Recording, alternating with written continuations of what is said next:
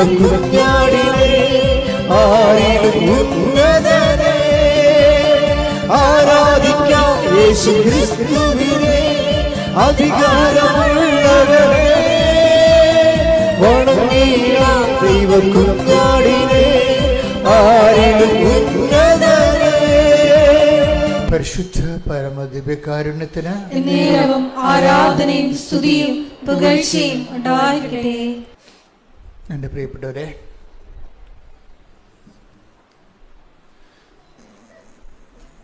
ഈ ദിവസങ്ങളിൽ നടന്ന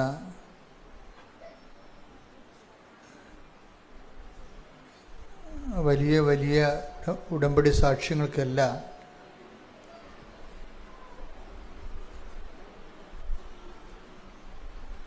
ഒരു കോമൺ ഫീച്ചറുണ്ട്.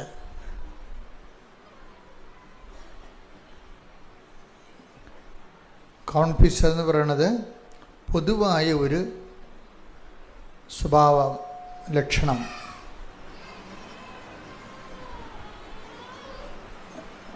അതായത് എന്താണ് ഈ പൊതുവായ ലക്ഷണം? ഈ ഒരു 4-5 സാക്ഷ്യങ്ങൾ, 4-5 ദിവസങ്ങളിലുള്ള സാക്ഷ്യങ്ങൾ ഒരുമിച്ച് കൂട്ടി പരിശോധിച്ചപ്പോഴാണ് എനിക്കത് മനസ്സിലായത്. ഇതിനെല്ലാം ഒരു കോമൺ ഫീച്ചർ വരുന്നുണ്ട്. പൊതുവായിട്ട് ലക്ഷണങ്ങൾ കോമണായിട്ട് എല്ലാ സാക്ഷ്യങ്ങളിലും കോമണായിട്ട് വരുന്നത്. അപ്പോൾ നമ്മൾക്കത് ഒരു സാക്ഷ്യങ്ങളിങ്ങനെ റെക്കർ ചെയ്ത് ഒരേ സെയിം കാര്യം തന്നെ വരുന്നുണ്ടെങ്കിൽ എനിക്ക് തോന്നുന്നത് നമുക്കത് ജനറലൈസ് ചെയ്യാൻ പറ്റുമെന്നാണ് തോന്നുന്നത്. ജനറലൈസ് ചെയ്യുന്നത് വെച്ച് കഴിഞ്ഞാൽ പൊതുവായിട്ട് ആപ്ലിക്കേറ്റ് ചെയ്യാൻ പറ്റും. അതിൻ്റെ പൊതു സ്വഭാവമാണ്.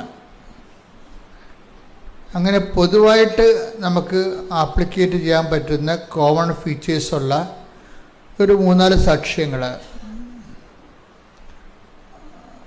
ആ കോമൺ ഫീച്ചർ എന്ന് പറയുന്നത് കമ്മ്യൂണിക്കേഷനാണ്. കമ്മ്യൂണിക്കേഷൻ എന്ന് പറയുമ്പോൾ ദൈവമായിട്ടുള്ള സംഭാഷണം. പ്രാർത്ഥനയുടെ സാധാരണ ആചാരവട്ട പ്രാർത്ഥനയുടെ ലെവലെല്ലാം മാറിയിട്ട് മനുഷ്യൻ ജീവിത പ്രശ്നവുമായിട്ട് നേരിട്ട് മൽപ്പിടുത്തം നടക്കുന്ന സമയത്ത് ഉണ്ടാകുന്ന സ്വാഭാവികമായ എക്സ്പ്രഷൻസ്, സ്പോണ്ടേനിയസ് എക്സ്പ്രഷൻസ്, അതിലൂടെ ഇവർ ദൈവതിരുസന്നിധിയിൽ സംവേദിക്കാൻ ഉദ്ദേശിക്കുന്ന അവരുടെ മനസ്സിൻ്റെ അവസ്ഥകൾ, അതിന് കമ്മ്യൂണിക്കേഷൻ എന്ന് ഞാൻ ഉദ്ദേശിച്ചത്. നമ്മൾ സാധാരണ ആൾക്കാരോട് സംസാരിക്കുന്ന പോലെ ദൈവത്തോട് സംസാരിക്കാൻ കഴിയുക. അത് ഈ ഉടമ്പടിയിൽ കുറച്ച് കൂടുതലാണ്. എല്ലാ മേഖലകളിലും ഉണ്ടത്. സാധാരണ വിശ്വാസി കുറച്ച് കഴിയുമ്പോൾ ദൈവത്തോട് മനസ്സുകൊണ്ടോ അല്ലെങ്കിൽ നാക്കുകൊണ്ടോ ഒക്കെ സംസാരിക്കാൻ തുടങ്ങും. ഉടമ്പടിയിലാകുമ്പോൾ ഇതിൽ കൂടുതലാണ്. കാര്യം എന്താണെന്ന് വെച്ച് കഴിഞ്ഞാൽ ഉടമ്പടിയിലുള്ളതെല്ലാം അതിൻ്റെ ഫോർമുല കറക്റ്റായിട്ട് പാലിച്ചു കഴിയുമ്പോൾ ഓട്ടോമാറ്റിക്കായിട്ട് നമ്മൾ ദൈവത്തോട് സംവദിക്കാൻ പറ്റിയ കപ്പാസിറ്റിയിൽ വളരും. ആൾ സ്നേഹത്തിൽ അങ്ങനെ വളരും. കാര്യം നമ്മൾ ചെയ്യുന്ന പ്രേക്ഷിത പ്രവർത്തനങ്ങൾ, ഉപവിപ്രവർത്തനങ്ങൾ, നമ്മൾ നടത്തുന്ന പ്രാർത്ഥനകൾ, അതൊക്കെ ഇങ്ങനെ കൂടിക്കൂടി വരുമ്പോൾ ഓട്ടോമാറ്റിക്കലായിട്ട് നമ്മുടെ സ്പിരിറ്റ് ലെവൽ കൂടും. പരിശുദ്ധാത്മാവ് ഭയങ്കര സംവേദനമാവും. നമ്മളറിയാതെ തന്നെ സംഭവിക്കുന്നതാണ്. ഇപ്പോൾ കുറേ ആൾക്കാർ മഴയൊക്കെ കൊണ്ട് പത്രം കൊടുക്കത്തില്ലേ? മഴയൊക്കെ കൊണ്ട് വെയിൽ കൊണ്ടും ഉപവസിച്ചുമൊക്കെയാണ് ആൾക്കാർ പത്രം കൊടുക്കുകയും വിശദീകരിക്കുകയും ചെയ്യും. മാതാവിനെക്കുറിച്ചൊക്കെ വിശദീകരിക്കുകയും ചെയ്യും. അപ്പം അങ്ങനെ കുറേ കഷ്ടപ്പാട് സഹിക്കുന്നത് കാണുമ്പോൾ, ദൈവത്തിന് വേണ്ടി ജോലി ചെയ്യുന്ന കാണുമ്പോൾ ദൈവവും ദൈവത്തിൻ്റെ ഭാഗത്തു നിന്ന് നല്ല ശരിക്കും താഴേക്ക് ഇറങ്ങി വരും. നിങ്ങൾക്ക് ധൈര്യത്തോടെ സംസാരിക്കാൻ പറ്റുന്ന രീതിയിലേക്ക് മാറും. അപ്പം നമ്മൾ അറിയാതെ തന്നെ ദൈവത്തോട് സംസാരിക്കാൻ പറ്റുന്നൊരു പുതിയ ശീലം രൂപപ്പെട്ടു വരും. നിങ്ങൾക്കത് അറിയാമോയെന്നറിയത്തില്ല. പലർക്കും ഇപ്പോൾ ഈ ശീലമുണ്ട്. പലരും ദൈവത്തോട് സംസാരിക്കുന്നുണ്ട്. അങ്ങനെ ആ ലെവൽ വന്നു കഴിഞ്ഞാൽ അത് നമുക്ക് നമ്മൾ സംസാരിക്കാൻ വേണ്ടി സംസാരിക്കണമല്ല, ഈ കുറേ നാളിങ്ങനെ സുവിശേഷ വേലയൊക്കെ ചെയ്ത് വന്നപ്പോഴും ദൈവത്തിന് വേണ്ടി വിഭവ പ്രവർത്തനങ്ങളൊക്കെ ചെയ്തു വന്നപ്പോഴും വചനം പാലിച്ച് ജീവിച്ചപ്പോഴേ അവൻ പറയുന്ന പോലെ തന്നെ ചെയ്തുകൊണ്ട് ജീവിച്ചു വന്നപ്പോൾ ഓട്ടോമാറ്റിക്കായിട്ട് നമ്മുടെ മനസ്സിൽ രൂപപ്പെട്ട് വന്നതാണ് ഈ സംഭാഷണ ശൈലി. നമ്മൾക്ക് ഇൻറ്റിമസി, അത് സംഭാഷണം എങ്ങനെ വരണതാണത്? ദൈവമായിട്ട് നമ്മളെ ഇൻറ്റിമസിയിലേക്ക് നമ്മളെ വളർത്തുന്നു എന്നതിൻ്റെ സൂചനയാണത്. നമുക്ക് ദൈവത്തോട് സംസാരിക്കാൻ തുടങ്ങുമ്പോൾ അതിൻ്റെ അർത്ഥം എന്തുകൊണ്ട് അങ്ങനെ സംസാരിക്കാൻ പറ്റണത്, നമ്മൾ ദൈവമായിട്ട് ഒരു ആത്മബന്ധം, ഇൻറ്റിമസി വെച്ചാൽ ആത്മബന്ധമായി. കാര്യം എന്താണ്? അവന് വേണ്ടിയാണ് നമ്മൾ പ്രേക്ഷിത പ്രവർത്തനം ചെയ്യണത്, ദൈവത്തിൻ്റെ സ്നേഹത്തെ പ്രതിയാണ് നമ്മൾ ഉപപ്രവർത്തനങ്ങൾ ചെയ്യണത്, ദൈവത്തിൻ്റെ സ്നേഹത്തെ പ്രതിയാണ് നമ്മൾ വിശുദ്ധിയോടെ ജീവിക്കണത്. അപ്പോൾ ഇങ്ങനെയൊക്കെ വരുമ്പോൾ നമ്മൾ ദൈവമായിട്ടൊരു ഇൻറ്റിമസി ആയി കഴിയുമ്പോഴാണ് സംഭാഷണങ്ങൾ, ഇൻറ്റിമസി ആയിട്ടുള്ള ആൾക്കാർക്ക് അവർ സംഭാഷണങ്ങൾ വരും. അപ്പോൾ കഴിഞ്ഞ ദിവസങ്ങളിൽ ഡേവിസ് എന്നും പറഞ്ഞൊരു ചേട്ടൻ്റെ സാക്ഷിയാണ്. ഡേവിസ് ചേട്ടൻ്റെ സാക്ഷി എന്ന് പറയുന്നത്, ഡേവിസ് ചേട്ടൻ്റെ വൈഫിന്, തൃശ്ശൂരാണ്, ഡേവിസ് ചേട്ടൻ്റെ വൈഫിന് ക്യാൻസറാണ്, 3rd സ്റ്റേജാണ്. സാക്ഷി കിട്ടിയിട്ടുണ്ട്, ഞാൻ നിങ്ങൾക്ക് നോക്കിയാൽ മനസ്സിലാവും. ഞാനീ പറയുന്ന സാക്ഷിനൊക്കെ നിങ്ങൾ ഒന്നുകൂടി നോക്കണം കേട്ടോ. ഞാൻ പറയുന്ന ആംഗിളിൽ നോക്കണം, അത് വേറൊരു കാഴ്ചയാണ്. അപ്പോൾ ഡേവിസ് ചേട്ടന് ബയോപ്സിയൊക്കെ എടുത്തു. ക്യാൻസറിൻ്റെ ഒത്തിരിയേറെ, ശ്വാസകോശത്തിൽ ക്യാൻസറാണ്. അപ്പോൾ ഇനി ട്രീറ്റ്മെൻറ്റിന് ചെല്ലണം. ട്രീറ്റ്മെൻറ്റിന് ചെല്ലണത് മുമ്പ് അവർ പറഞ്ഞ് വീട്ടിലോട്ട് വിട്ടിരിക്കുകയാണ്, പാകപ്പെട്ടിട്ട് വരാൻ വേണ്ടി. അപ്പോൾ വൈഫ് ഡേവിസിനോട് പറഞ്ഞത്, ഞാൻ ഉടമ്പടി എടുത്തതാണല്ല, നമുക്ക് പുതുക്കിയിട്ട് അമ്മനെ ചെന്ന് കണ്ട് കാര്യവും പറഞ്ഞ് പോകാമെന്ന് പറഞ്ഞു. അപ്പം അവർ പറഞ്ഞത്, അമ്മയെ ചെന്ന് കണ്ടിട്ട് ഞാനിങ്ങനെ ട്രീറ്റ്മെൻറ്റിന് പോവുകയാണെന്നുള്ളത് പറഞ്ഞിട്ട് പോകാമെന്ന് പറയും. അപ്പോൾ നമുക്ക് ഉണ്ടാകുന്നൊരു ഗുണം അതാണ്, പറഞ്ഞിട്ട് പോവുക എന്ന് പറഞ്ഞാൽ നമ്മളെ സംബന്ധിച്ചിടത്തോളം വലിയൊരു ആശ്വാസമാണ്, വലിയ ആശ്വാസമാണ്. കാര്യം സാധാരണ മനുഷ്യന്മാരോട് പറഞ്ഞ പോലെ അല്ലല്ലോ. അപ്പം അതുകൊണ്ട് പറഞ്ഞിട്ട് പോരാം. പക്ഷേ ഡേവിസിയോട് പറയണത്, നിന്നെ എങ്ങനെ കൊണ്ടുപോകും? കാര്യം ശ്വാസം കിട്ടണില്ല, ശരിക്കും ആളിനെ നിൽക്കാൻ പറ്റണില്ല, പിന്നെ ഇങ്ങനെ നടക്കണത്, ആളിന് നിൽക്കാൻ പറ്റണില്ല, പിന്നെ ഇങ്ങനെ നടക്കണത്. അപ്പം എങ്കിലും ആ മനുഷ്യൻ ഒരു നല്ല മനുഷ്യനാണ് കേട്ടോ. അയാൾ പറഞ്ഞ് ശരി ഞാൻ കൊണ്ടുപോകാമെന്ന് പറഞ്ഞ്. അപ്പോൾ അയാൾ പറയണത്, ഞാനിവിടെ ഒരു കണക്കിന് ആളെ താങ്ങിപ്പിടിച്ച് ഇവിടെ ബസ്സിലാണെങ്കിൽ ഇവിടെ കൊണ്ടുവന്ന് അപ്പുറത്തിറക്കി കഴിഞ്ഞപ്പോൾ ഒരു ചുവട് വിളക്കി ഇങ്ങോട്ട് വരാൻ പറ്റണില്ല, അവിടെ തളർന്നിരിക്കണ അവസ്ഥയായി, പറ്റണില്ല, അത്രയും ആപത്ത് പോയി. അപ്പോൾ ആ മനുഷ്യൻ എന്ത് ചെയ്തു? അമ്മയുടെ മുമ്പിൽ വന്നല്ലോ എന്ന് പറഞ്ഞാൽ എടുത്ത് എന്നതുപോലെ ഈ മനുഷ്യൻ വിയർത്തൊലിച്ച് ആളെ കൊണ്ടുവന്ന് ഇവിടെ അമ്മയുടെ മുമ്പിൽ നിർത്തിയിട്ട് അമ്മയോട് ചോദിക്കൂ, ഞങ്ങളുടെ അവസ്ഥ കണ്ട എന്ന് ചോദിക്കൂ. അതാണ് ഇൻറ്റിമസി എന്ന് പറയുന്നത്. അതാണ് ഇൻറ്റിമസി എന്ന് പറയുന്നത്. ഞങ്ങളുടെ അവസ്ഥ കണ്ട എന്ന് പറയുമ്പോൾ ഈ മനുഷ്യൻ കരഞ്ഞു പോകും. ആത്മാർത്ഥതയോടെ അദ്ദേഹം വന്ന് മാതാവിൻ്റെ അടുത്ത് നിൽക്കുകയാണ്. അപ്പോഴേ ഇനി എന്താ സംഭവിച്ചു കഴിഞ്ഞാൽ, ഇത് പറഞ്ഞിട്ട് ഇദ്ദേഹം പുതുക്കാൻ വേണ്ടി ഇവിടെ ആളെ കൊണ്ട്, മാതാവിനെ കൊണ്ടൊന്ന് കാണിച്ച് വരവേൽപ്പിച്ചിട്ട് ഇദ്ദേഹം പുതുക്കാൻ വേണ്ടി പോകും. പുതുക്കാൻ പോകുമ്പോൾ നിങ്ങൾക്കറിയാമല്ലോ, ഒരു നില കയറേണ്ടി വരും പുതുക്കാൻ വേണ്ടി. അപ്പം ഈ ആളെ കൊണ്ട് മുകളിലോട്ട് കയറാൻ പാടാണ്. എങ്കിലും ആ മനുഷ്യൻ പരാതികളൊന്നും പറയാതെ ഈ ആളെ പേഷ്യൻറ്റിനെ എടുത്തുന്ന രീതിയിൽ പുതുക്കണ നിലയിൽ ചെല്ലും. പുതുക്കണ നിലയിൽ ചെല്ലുമ്പോൾ തന്നെ എന്താണ് ചോദിച്ചു പോയിരിക്കുന്നത്? ഞങ്ങളുടെ അവസ്ഥ കണ്ട എന്നാ ചോദിച്ചത്. അതാണ് ഇത്ര ചോദിച്ചുള്ളൂ, വേറെ ചോദിച്ചില്ല. പുതുക്കൽ സ്ഥലത്ത് ചെന്നപ്പോൾ തന്നെ സുഗന്ധാഭിഷേകം അടിക്കാൻ തുടങ്ങി. ഡേവിസ് പറയണത്, ഞാൻ പിന്നെ പുതുക്കി ഞങ്ങൾ ഇവിടുന്ന് വീട്ടിൽ വരെ ഞങ്ങളത് ഫോളോ ചെയ്യുന്നുണ്ടാവും, സുഗന്ധാഭിഷേകം ഫോളോ ചെയ്യേ. അതിൻ്റെ അർത്ഥം ഡേവിസിന് മനസ്സിലാക്കണം, ഇതിവിടെ ആരും മുല്ലപ്പൂ ഉപയോഗിച്ചതും സെൻ്റടിച്ചതല്ല, ഞാൻ തന്നെയാണ്. ഞങ്ങളുടെ അവസ്ഥ കണ്ടോ എന്നല്ലേ ചോദിച്ചത്, ഞാൻ കണ്ടു എന്ന് നിന്നെ ബോധ്യപ്പെടുത്താൻ വേണ്ടിയാണ്. ഇത് വീട് വരെ വരും, സഞ്ചാരി മാതാവ് വീട് വരെ സുഗന്ധാഭിഷേകമായിട്ട് വരും. വന്നു കഴിഞ്ഞതിന് ശേഷം ഇദ്ദേഹം പിറ്റേ ദിവസം RCC പോവും. RCC പോയിട്ട് ട്രീറ്റ്മെൻറ്റ് തുടങ്ങാൻ വേണ്ടി 2ാമത് സ്കാൻ ചെയ്യും. അപ്പോൾ ഡോക്ടർ ചോദിക്കും, ഏയ് നമ്മൾ കണ്ടതൊന്നും ഇപ്പം ഇതിൻ്റെ അത് കാണുന്നില്ലല്ലോ എന്ന് പറയും.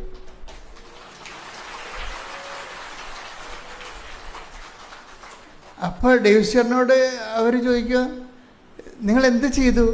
ഞങ്ങൾ കൃപാസന അമ്മയെ കാണാൻ പോയി. അതാണ് സംഭവം. ഞങ്ങളുടെ അവസ്ഥ കണ്ടോന്ന് ചോദിച്ചില്ലേ, അത്രേ ഉള്ളൂ. ഓപ്പറേഷനില്ല, മരുന്നില്ല, അമ്മയെ ഒന്ന് കണ്ടതാണ്. ആ ഇൻറ്റിമസിയാണ് സംഭവം. നമ്മളെപ്പോഴും ശ്രദ്ധിക്കണം, എവിടെയാണ് നമ്മൾ വരണത്, എന്താണെന്നുള്ളത് ഇതുപോലെ നേരിട്ട് പറയാൻ കഴിയണം. കമ്മ്യൂണിക്കേഷൻ ലെവൽ ഡെവലപ്പ് ചെയ്ത് വരണം. കമ്മ്യൂണിക്കേഷൻ ലെവൽ പ്രാർത്ഥിച്ചേ. കർത്താവായ ദൈവമേ, ഞങ്ങളുടെ ഉടമ്പടി ജീവിതം ദൈവത്തിന് ബോധ്യമാകാൻ വേണ്ടി മാത്രം ഞങ്ങളെ വിശ്വാസത്തിലും ദൈവസ്നേഹത്തിലും വളർത്തണമേ. ഞങ്ങളെ വിശ്വാസത്തിലും ദൈവസ്നേഹത്തിലും വളർത്തണമേ. ശ്രദ്ധിക്കട്ടെ. ഹല്ലേലൂയ. വരെ 2ാമതൊരു സാക്ഷ്യമുള്ളത് കമ്മ്യൂണിക്കേഷൻ ലെവലിലെ സാക്ഷ്യങ്ങൾ നോക്കിയാൽ. നിങ്ങൾ ഇതുപോലെ കമ്മ്യൂണിക്കേഷൻ ലെവൽ വളരണേ. അതിനു വേണ്ടിയാണ് അച്ഛൻ ഇതെല്ലാം കൂട്ടിയിട്ട് പറയണത്. അത് വേറൊരു സാക്ഷി ദിവസങ്ങൾ വന്നത് ബൈജൂസ് എന്ന് പറഞ്ഞ സാക്ഷിയുണ്ട്. ബൈജൂസ് പൊൻകുന്നത്തുകാരനാണ്. ആസ്ട്രേലിയയിൽ അദ്ദേഹം ഒരു കമ്പനി ജോലി ചെയ്യുകയാണ്. പിന്നെ കരാട്ട ക്ലാസ് നടത്തും. അപ്പോൾ 2 തരം ജോലി അദ്ദേഹം ചെയ്യണം. അപ്പോൾ അത് കുറേ വർഷമായി അതങ്ങനെ ചെയ്യണേ. അപ്പോൾ ബൈജൂസിൻ്റെ പ്രോബ്ലം എന്ന് വെച്ച് കഴിഞ്ഞാൽ അദ്ദേഹത്തിന് ഈ കൃപാസനത്തിനോട് വെറുപ്പാണ്. അതിൻ്റെ കാരണം വെച്ചാൽ പണ്ട് കുറേ പാഴ് വീഡിയോകൾ കണ്ടിട്ടുണ്ട് പുള്ളി. കുറേ കള്ള വീഡിയോ ഒക്കെ ആൾക്കാർ നമ്മളെ കളിയാക്കാൻ വേണ്ടി ഇട്ടില്ലായിരുന്നില്ലേ, പത്രം തിന്നെന്നൊക്കെ പറഞ്ഞുകൊണ്ട്. അത് സംഭവിക്കാത്ത കാര്യമാണ്. പക്ഷേ ആൾക്കാർ ഇത് വെച്ച് ഒത്തിരി പേര് നമ്മളെ ഉപദ്രവിച്ചിട്ടുണ്ട്. അപ്പോൾ അത് സത്യമാണെന്ന് വിശ്വസിച്ച ഒരാളാണ് ബൈജൂസ് സത്യമാണെന്ന് വിശ്വസിക്കാൻ കാരണമുണ്ട്. അയാളൊരു പക്ക കാത്തലിക്കാണ്. എന്നുവെച്ച് കഴിഞ്ഞാൽ കൃത്യമായ രീതിയിൽ കത്തോലിക്ക ജീവിതം ജീവിക്കുന്ന ആളാണ്. അപ്പോൾ അദ്ദേഹം നമ്മളെക്കുറിച്ച് കേട്ടപ്പോഴിങ്ങനെ ഇത് അന്ധവിശ്വാസം പ്രചരിപ്പിക്കണ പോലെ അദ്ദേഹത്തിന് തോന്നി. നാട്ടുകാർ അങ്ങനെയല്ലേ നമ്മളെക്കുറിച്ച് ആരോപിച്ചിരിക്കണത്. അല്ലെങ്കിൽ ഈ കഴിഞ്ഞ ദിവസങ്ങളിൽ ഒരു മനുഷ്യനെ ഇന്ത്യൻ ആർമി പിടിച്ചുകൊണ്ട് പോയി, ഒരു യൂട്യൂബറിനെ. അയാൾ കഴിഞ്ഞ മാസം വരെ പറഞ്ഞുകൊണ്ടിരുന്നത് എന്താണ്? കൃപാസനത്തിൽ പത്രത്തിൽ ഇരുന്നാൽ സുഖപ്പെടുമെന്ന് ഞാൻ പറഞ്ഞെന്നാണ്. ഞാനും പ്രതികരിക്കാനൊന്നും പോയില്ല. പ്രതികരിക്കേണ്ട ആൾ മുകളിൽ നിന്ന് പ്രതികരിച്ച ആളിപ്പകത്താവും. അപ്പം ഇങ്ങനെ കുറേ തരത്തിലുള്ള തെറ്റിദ്ധാരണകളൊക്കെ സമൂഹത്തിൽ പിശാച് ചെയ്തു വെച്ചിട്ടുണ്ട്. അപ്പം അതിൻ്റെ ഒരു ഇരയാണ് ഈ ബൈജൂസ്. എൻ്റെ ഇര ഈ മനുഷ്യൻ്റെ ഉള്ളിൽ നിന്ന് നമുക്കറിയാമല്ലോ, വിശ്വാസം എടുത്തു കളയാൻ വേണ്ടി എപ്പോഴും ശത്രു പണികൾ ചെയ്തുകൊണ്ടിരിക്കും അല്ലേ. പ്രഭു നല്ല വിത്തല്ലേ നീ വിതച്ചത്, പിന്നെ കളകൾ എങ്ങനെ? മത്തായി 13:27-28 തിരുവചനങ്ങൾ. മത്തായിയുടെ സുവിശേഷം 13-ാം അധ്യായം 27-28 വാക്യങ്ങൾ. വേലക്കാർ ചെന്ന് വീട്ടുടമസ്ഥനോട് ചോദിച്ചു, യജമാനനെ, നീ വയലിൽ നല്ല വിത്തല്ലേ വിതച്ചത്? പിന്നെ കളകളുണ്ടായത് എവിടെ നിന്ന്? അവൻ പറഞ്ഞു, ശത്രുവാണ് ഇത് ചെയ്തത്. അപ്പൊ നമ്മൾ എത്ര നല്ല വിത്ത് വിതച്ചാലും ശത്രു അവന്റെ ജോലി ചെയ്യും. ഇപ്പം കൃപാസനത്തെക്കുറിച്ച് ഒത്തിരിയേറെ തെറ്റിദ്ധാരണകൾ സമൂഹത്തിൽ ഓൾറെഡി കിടക്കുന്നുണ്ട്. ശത്രു ചെയ്ത പരിപാടിയാണ്. അതെന്തുകൊണ്ടാണ് കൃപാസനത്തിൽ മാത്രം ഇങ്ങനെ, കൃപാസനത്തെക്കുറിച്ച് മാത്രം എന്തുകൊണ്ടാണ് ഇത്രയും വിമർശിക്കപ്പെടുന്നത് എന്തുകൊണ്ടാണ്? അതുകൊണ്ട് നിങ്ങൾക്ക് മനസ്സിലാകാം, സാത്താൻ വളരെയേറെ ശ്രദ്ധയോടുകൂടിയാണ് കൃപാസനത്തെ ശ്രദ്ധിക്കണത്. അമ്മയുടെ തനി സാന്നിധ്യം ഉള്ളത് കൊണ്ട് ഇവിടെ ആത്മാക്കൾ വീണ്ടെടുക്കുമെന്ന് സാത്താന് നല്ല കൃത്യമായിട്ട് അറിയാം. അതുകൊണ്ട് തന്നെ അവൻ്റെ പിണിയാളുകളെ കൊണ്ട് അവൻ ഇതുപോലെ കള്ളപ്രചരണങ്ങൾ നടത്തിച്ചുകൊണ്ടിരിക്കും. അതുകൊണ്ട് തന്നെ ഇങ്ങനെയുള്ള സാധനങ്ങൾ കേൾക്കുമ്പോൾ ഞാൻ മിക്കവാറും കേൾക്കത്തില്ല. എന്താ കാരണം വെച്ചാൽ കേൾക്കണതുകൊണ്ട് വലിയ പ്രത്യേകിച്ച് കാര്യമൊന്നുമില്ല. അതുകൊണ്ടാണ് ഒരു കാര്യമില്ല. കാര്യം നമ്മുടെ സുവിശേഷ വേലയായിട്ട് മുന്നോട്ട് പോകും.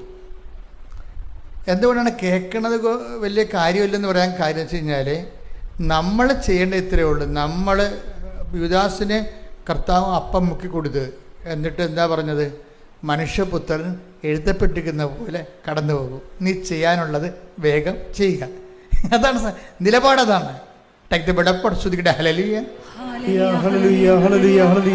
യോഹന്നാൻ 13:27. അപ്പക്കഷ്ണം സ്വീകരിച്ചതിനെ തുടർന്ന് സാത്താൻ അവനിൽ പ്രവേശിച്ചു. യേശു അവനോട് പറഞ്ഞു, നീ ചെയ്യാനിരിക്കുന്നത് വേഗം ചെയ്യുക. ആരോടാ പറഞ്ഞത്? യുദാസിനോടല്ല. അപ്പക്കഷ്ണം സ്വീകരിച്ച ഉടനെ സാത്താൻ അവനിൽ പ്രവേശിച്ചു. യേശു അവനോട് പറഞ്ഞു. ആരോട് പറഞ്ഞു? സാത്താനോട്. അതാണ് സംഭവം. നീ ചെയ്യാനുള്ളത് വേഗം ചെയ്യുക. ഇതിനോട് ബന്ധപ്പെട്ടാണ് ഒരു വചനം ലിങ്ക് ചെയ്ത് വരണത്. മനുഷ്യപുത്രൻ, നീ എന്ത് ചെയ്താലും മനുഷ്യപുത്രൻ അവനെക്കുറിച്ച് എഴുതപ്പെട്ടിരിക്കുന്ന പോലെ കടന്നു പോകും. ഇത് ഒരു ജീവിത നിലപാടാണ്. ഞാനത് കർത്താവിൻ്റെ ഇന്ന് പഠിച്ചതാണ്. എന്നുവെച്ചാൽ നമ്മളെക്കുറിച്ച് ആക്ഷേപങ്ങൾ, ഇപ്പം നിങ്ങൾക്ക് ഏഷണി, വൈരാഗ്യം, നിങ്ങളുടെ ജോലി മുടക്കുക, കല്യാണം മുടക്കുക, അല്ലേ, നിങ്ങളുടെ താത്തി കിട്ടുക, ഗ്രൂപ്പിസമായിട്ട് നിങ്ങളെ ഒഴിവാക്കുക, ഇങ്ങനെ ഒത്തിരി അഭ്യാസങ്ങൾ കുടുംബങ്ങളിലും നിങ്ങൾ ജോലി ചെയ്യുന്ന സ്ഥലങ്ങളിലും സ്കൂളിലും എല്ലായിടത്തും നടക്കും. സ്കൂളെന്ന് പറയണ്ട, എല്ലാ മനുഷ്യൻ്റെ സമാജങ്ങളിലെല്ലാം ഇത് നടക്കും. അപ്പോൾ നമ്മുടെ നിലപാട് എന്താണ്? നമ്മൾ ഉടനെ അവിടെ വാക്കത്തേക്ക് പിടിക്കാൻ പോവുക? ഇല്ല. നമ്മളെന്ത് ചെയ്യും? സാത്താന് ചെയ്യാനുള്ള ചെയ്യട്ടെ. കാര്യം എന്താ? സാത്താനേക്കാൾ വലിയ ആയുധമാണ് നമ്മുടെ കയ്യിലുള്ളത്. എന്താണ്? മനുഷ്യപുത്രൻ, അവനെക്കുറിച്ച് പിതാവിൻ്റെ തിരുമനസ്സിൽ എന്തെഴുതിയിരിക്കുന്നു, സുവിശേഷത്തിൽ എന്താണ് നമ്മൾ ചെയ്യണമെന്ന് പറഞ്ഞിരിക്കുന്നത്, അതാണ് എഴുതപ്പെട്ടിരിക്കുന്നത്. പ്രവചനങ്ങൾ മാത്രമല്ല, സുവിശേഷത്തിലൊരു വിശ്വാസി ഇങ്ങനെയുള്ള സാഹചര്യങ്ങളിൽ എന്ത് ചെയ്യണമെന്നാണ് സുവിശേഷം എഴുതിയിരിക്കുന്നത്. മനുഷ്യപുത്രൻ എഴുതപ്പെട്ടിരിക്കുന്ന പോലെ കടന്നു പോകും. എന്താണ്? ശത്രുക്കളെ വേണ്ടി പ്രാർത്ഥിക്കുവാൻ, ദ്രോഹിക്കുന്നവരെ ആശീർവദിക്കുക മാത്രമേ ചെയ്യാവൂ. ടേക്ക് ദി ബെഡ് അപ്പ്, ശ്രദ്ധിക്കട്ടെ. ഹല്ലേലൂയ, ഹല്ലേലൂയ, ഹല്ലേലൂയ, ഹല്ലേലൂയ, ഹല്ലേലൂയ, ഹല്ലേലൂയ. ലൂക്ക 6:27. എന്റെ വാക്ക് ശ്രവിക്കുന്ന നിങ്ങളോട് ഞാൻ പറയുന്നു, ശത്രുക്കളെ സ്നേഹിക്കുവിൻ, നിങ്ങളെ ദ്വേഷിക്കുന്നവർക്ക് നന്മ ചെയ്യുവിൻ, ശപിക്കുന്നവരെ അനുഗ്രഹിക്കുവിൻ, അധിക്ഷേപിക്കുന്നവർക്ക് വേണ്ടി പ്രാർത്ഥിക്കുവിൻ. ഇതാണ് എഴുതപ്പെട്ടിരിക്കുന്നത്. പിടിയിട്ടില്ലേ? ഇതാണ് എഴുതപ്പെട്ടിരിക്കുന്നത്. ഇപ്പോൾ ഒരു വ്യക്തി പ്രതിരോധത്തിൽ വരികയും മറ്റുള്ളവർ നമ്മളെ സൈഡ് ചെയ്യുകയും ഒഴിവാക്കുകയും നമ്മൾ വട്ടം ചവിട്ടുകയും നമ്മുടെ വളർച്ച മുരടിപ്പിക്കുകയും നമ്മളെക്കുറിച്ച് ദൂഷണങ്ങളെല്ലാം പറഞ്ഞ് പരത്തുകയും ചെയ്യുമ്പോൾ നമുക്ക് പറയാനുള്ളത് എന്താണ്? നിങ്ങൾ ചെയ്യാനുള്ളത് വേഗം ചെയ്യുക. കാര്യം നിന്നിൽ സാത്താൻ പ്രവശിച്ചുകൊണ്ടാണ് നീ ഇത് ചെയ്യണത്. അപ്പം നമ്മളെന്താ ചെയ്യേണ്ടത്? മനുഷ്യപുത്രൻ എഴുതപ്പെട്ടിരിക്കുന്നു. ഇങ്ങനെയുള്ള സിറ്റുവേഷനിൽ നമ്മൾ എന്ത് ചെയ്യണമെന്നാണ് വചനത്തിൽ എഴുതിയിരിക്കുന്നത്. അതാണ് സംഭവം. അല്ലേ? യേശുക്രിസ്തുവിനെക്കുറിച്ച് പറഞ്ഞ പ്രവചനങ്ങളെക്കാൾ ഉപരി ഇങ്ങനെയുള്ള സിറ്റുവേഷൻസ് വരുമ്പോൾ ഇങ്ങനെയുള്ള സാഹചര്യത്തിൽ എന്താണ് ചെയ്യണമെന്നാണ് അവൻ പറയണ പോലെ ചെയ്യുകയല്ലേ ഉടമ്പടി, അല്ലേ? അവൻ പറയണ പോലെ ചെയ്യുന്നതാണല്ലോ, ചെയ്തോളാമെന്നാണല്ലോ നമ്മൾ ഉടമ്പടി പറയണത്. അപ്പോൾ ഇങ്ങനെയുള്ള സാഹചര്യം വരുമ്പോൾ ചിലപ്പോൾ നാത്തൂനാകാം, ചിലപ്പോൾ ഹെഡ് മാസ്റ്ററാകാം, ചിലപ്പോൾ യൂണിയൻകാരാകാം, ചിലപ്പോൾ അയൽവാസികളാകാം. ഇങ്ങനെ ഉടമ്പടി ജീവിതത്തിന് ഒത്തിരിയേറെ ആൻറ്റിവൈറസുകളുണ്ടാവും. ഇപ്പം നമ്മളും അവരെപ്പോലെ ഒരു വൈറസായിരിക്കുന്ന സമയത്ത് നമുക്കത് പ്രശ്നമല്ല. നമ്മളൊരു വിശുദ്ധിയിലേക്കും കർത്താവിൻ്റെ സുവിശേഷവിഹിതമായ ജീവിതത്തിലോട്ട് വരുമ്പോഴായിരിക്കും ഈ സംഭവങ്ങളെല്ലാം പത്തി വിടർത്തി വരണത്. അപ്പോൾ നിങ്ങളെന്ത് ചെയ്യണം? ഇത് മൗനമായിട്ട് നിന്നുകൊണ്ട് ഇതിനെ നീ ചെയ്യാനുള്ളത് വേഗം ചെയ്തോളാൻ പറഞ്ഞു. നമ്മളെന്ത് ചെയ്യും? മനുഷ്യപുത്രൻ എഴുതപ്പെട്ടിരിക്കുന്നവർ ഈ വിഷയത്തിൽ ഞാൻ എന്ത് നിലപാടെടുക്കണമെന്നാണ് എൻ്റെ കർത്താവ്. ഇപ്പം കഴിഞ്ഞ ദിവസങ്ങളിലേ ഇവിടെ ഒരു സാക്ഷ്യം വന്ന് സാക്ഷ്യമൊക്കെ എഴുതി വാങ്ങിച്ച് അത് പറയിപ്പിക്കണ ഒരു സിറ്റുവേഷൻ ആയപ്പോൾ ഇവിടെ സാക്ഷ്യത്തെ പറയിപ്പിക്കുന്നവർ അതിനകത്ത് ഇടപെട്ട് പറഞ്ഞു, ചേച്ചി അത് 20 വർഷമായിട്ട് മക്കളില്ല, അവർക്ക് 20 വർഷമായിട്ട് അവർക്ക് മക്കളില്ല. അതാണ് വിഷയം. ഉടമ്പടി എടുത്തപ്പോൾ ഉടനെ മക്കളെ കിട്ടി. അപ്പോൾ നല്ല സാക്ഷ്യമല്ലേ അത്? പക്ഷെ ഇവിടെ പറയിപ്പിച്ചില്ല. അതെന്താ പറയിപ്പിക്കഴിഞ്ഞത്? അത് അവരോട് ചോദിച്ചു, നിങ്ങളിത് IVF എടുത്തിട്ടാണ് ഇത് നടന്നതെന്ന് ചോദിച്ച്. അവർ പറഞ്ഞ് ഞങ്ങൾ IUI എടുത്താണെന്ന് പറഞ്ഞ്. അത് സഭാ പഠനങ്ങൾക്ക് വിരുദ്ധമല്ലേ? അതാണ് സംഭവം. സാക്ഷ്യം പറയിപ്പിക്കത്തില്ല. നമ്മളെ സംബന്ധിച്ചിടത്തോളം ഒരു സിറ്റുവേഷൻ ഉണ്ടാകുമ്പോൾ ആദ്യം വചനത്തിൽ എന്ത് പറയണമെന്ന് നോക്കും. രണ്ടാമതാണ് വചനത്തിൽ തന്നെ അതാത് കാര്യങ്ങളിൽ. എന്തിനാണ് ഈ മാർപ്പാപ്പയൊക്കെ ഇത്രയും കഷ്ടപ്പെട്ട് തിരഞ്ഞെടുക്കണത്? അതിനെന്തിനാണ് സംഘത്തെ വെച്ചിരിക്കണത്? നമ്മുടെ ആത്മാവിൻ്റെ സംരക്ഷിക്കാൻ വേണ്ടിയാണ്. നമ്മുടെ ഒരു കാലങ്ങൾ മാറി മാറി വരുമ്പോൾ പുതിയ ആത്മീയ പ്രതിസന്ധികൾ ഉണരുമ്പോൾ അതിനെക്കുറിച്ച് ഉള്ളൊരു നോട്ട് തന്നിട്ട് നമ്മളെ ഗൈഡ് ചെയ്യണ്ടേ? അവിടെ കയ്യിരിക്കണ വലിയ വടി എന്താണ് ഇരിക്കണത്? ആ വടി കൊണ്ട് ഇങ്ങനെ ആടിൻ്റെ മുമ്പിൽ കൊണ്ടു നടന്ന് ഇങ്ങനെ അടിച്ചടിച്ചാണ് കൊണ്ടുപോകണത്. 10 അടി അപ്പുറത്ത് പിന്നെ കാഴ്ചയില്ല. അതുകൊണ്ട് ഇടയൻ്റെ കയ്യിലൊരു വടി ഉണ്ടാവും. ആ ഇടയന്ത് ചെയ്യും? അടി കേൾക്കാൻ പറ്റുന്ന കാരണം പോകേണ്ട ദിക്ക് ഇങ്ങനെ അടിച്ച് കാണിക്കും, റോഡിലായിട്ട് അടിച്ച് കാണിക്കും. അപ്പോൾ ആടെ ആ വഴിക്ക് തിരിച്ചു പോകും. അതിനാണ് ഈ വലിയ മാർപ്പാപ്പയുടെ കയ്യിലൊക്കെ മെത്രാന്മാരുടെ കയ്യിലൊക്കെ ഒരു വടി ഇരിക്കണില്ല. അതായത് നമ്മൾ വിശ്വാസത്തിന് വ്യതിചലിക്കുന്നു എന്ന് കണ്ടാൽ അവർ നമുക്ക് നോട്ട് തരും ഉടനെ. അതാണ് സഭയുടെ സംവിധാനം എന്ന് പറയണത്. ഓരോരുത്തർക്കും തോന്നിയ പോലെ ജീവിക്കാൻ പറ്റത്തില്ല. അതിന് കർത്താവിൻ്റെ വചനമുണ്ട്, വചനത്തെക്കുറിച്ചുള്ള കൃത്യമായ വ്യാഖ്യാനമുണ്ട്. അതിന് ആ ജീവിത രീതിയിൽ ഒരു പുതിയ കാലം വരുമ്പോൾ, പുതിയ ശാസ്ത്രം, പുതിയ ഓപ്ഷൻസ് വരുമ്പോൾ അത് ദൈവഹിത പ്രകാരമാണോ എന്നുള്ളത് വ്യാഖ്യാനിച്ചിട്ട് കറക്റ്റ് വഴി പറഞ്ഞു തരൂ. അതിനാണ് ഇടയനെന്ന് പറയണത്. മെത്രാന്മാരെയൊക്കെ നമ്മൾ എന്താ വിളിക്കണത്? ഇടയനെന്നാണ് വിളിക്കണത്. അവരെഴുതുന്ന ലേഖനങ്ങൾക്ക് എന്താ പറയണത്? ഇടയ ലേഖനം എന്നാണ് പറയണത്. അപ്പോൾ നമ്മളെപ്പോഴും നമ്മൾ ശ്രദ്ധിക്കേണ്ട ഒരു കാര്യം എന്ന് വെച്ച് കഴിഞ്ഞാൽ ഈ സഭ ചെയ്തുകൊണ്ടിരിക്കുന്ന കാര്യങ്ങൾ ഇപ്പോൾ നമുക്കൊരു സംശയം വന്നാൽ നമ്മൾ വന്ന് ചോദിക്കും, ഇതെങ്ങനെയാണ് കാര്യം. നമ്മളിവിടെ ഈ കുറച്ച് നാളല്ലേ ജീവിക്കത്തുള്ളൂ. എത്ര കാലം ജീവിക്കും? മാക്സിമം വന്നാൽ 70 കൊല്ലം ജീവിക്കും. 70 കൊല്ലം കഴിഞ്ഞുള്ള ജീവിതം. ഇപ്പോൾ മാർപ്പാപ്പയാണെന്ന് മെത്താന്മാരൊക്കെ 75 വർഷം, അച്ഛന്മാരൊക്കെ ഇപ്പോൾ ഞാൻ ഉൾപ്പെടെയുള്ളവർ 75 വയസ്സ് റിട്ടയർ ചെയ്യാൻ പറഞ്ഞിരിക്കും. പിന്നെ ബോധമൊന്നും ഉണ്ടാകത്തില്ലെന്ന് നമുക്കറിയാം. 75 വയസ്സ് കഴിഞ്ഞാൽ തന്നെ റിസൈൻ ചെയ്തിട്ട് പ്രീസ്റ്റ് പോലെ പോയിരിക്കാൻ പറയും. അവിടെ ഉള്ള തന്നെ കഞ്ഞിയും കുടിച്ച് ചാപ്റ്റർ കോഴ്സ് ചെയ്യും. അവിടെ അത്ര ടൈമുള്ളത് നമുക്ക്. അത് കഴിഞ്ഞാൽ പിന്നെ നമുക്ക് ബുദ്ധി ഉണ്ടാകത്തില്ല, ഓർമ്മ ഉണ്ടാകത്തില്ല, വല്ലതുമൊക്കെ വിളിച്ച് പറയും. അപ്പോൾ സഭ ഈ വിഷയത്തിലെല്ലാം വളരെ കരുതലുള്ള ആണ്. ജനങ്ങളെക്കുറിച്ച്, അവരുടെ വിശ്വാസ ജീവിതത്തെക്കുറിച്ച് കരുതലാണ്. ജനങ്ങൾക്കും അതുപോലുള്ള ഒരു കരുതൽ വേണം. എന്താ കരുതൽ വേണ്ടത്? അതായത് നമ്മൾ ചെയ്യുന്ന കാര്യങ്ങൾ അവൻ പറഞ്ഞ പോലെ തന്നെയാണോ? മനസ്സിലായി? അതാണ് നമ്മുടെ ജീവിതം എന്ന് പറഞ്ഞാൽ. നിങ്ങൾ ഉടമ്പടി എടുത്താലും എടുത്തില്ലെങ്കിലും ഓപ്ഷൻ ഉടമ്പടിയേ ഉള്ളേ. മനസ്സിലായില്ലേ? ഉടമ്പടി എടുത്താലും എടുത്തില്ലെങ്കിലും നമ്മുടെ തിരഞ്ഞെടുപ്പ് എന്താണ്? ജീവിത ഉടമ്പടിയാണ്. ദൈവത്തോട് പറഞ്ഞിരിക്കുന്ന പോലെ തന്നെ ദൈവം നമ്മൾ പറഞ്ഞിരിക്കുന്ന പോലെ തന്നെ ചെയ്യുകയാണ് ജീവിതം. അങ്ങനെയുള്ളവർ എന്താണ് ഉദ്ദേശിക്കുന്നത്? അവരിവിടെ ഉള്ള വിജയമോ അത് തന്നെ ഇവിടെയുള്ള മൽപ്പിടുത്തമോ അതിൻ്റെ അകത്തുള്ള ജയമോ ഒന്നും അല്ല ഉദ്ദേശിക്കുന്നത്. എന്താണ്?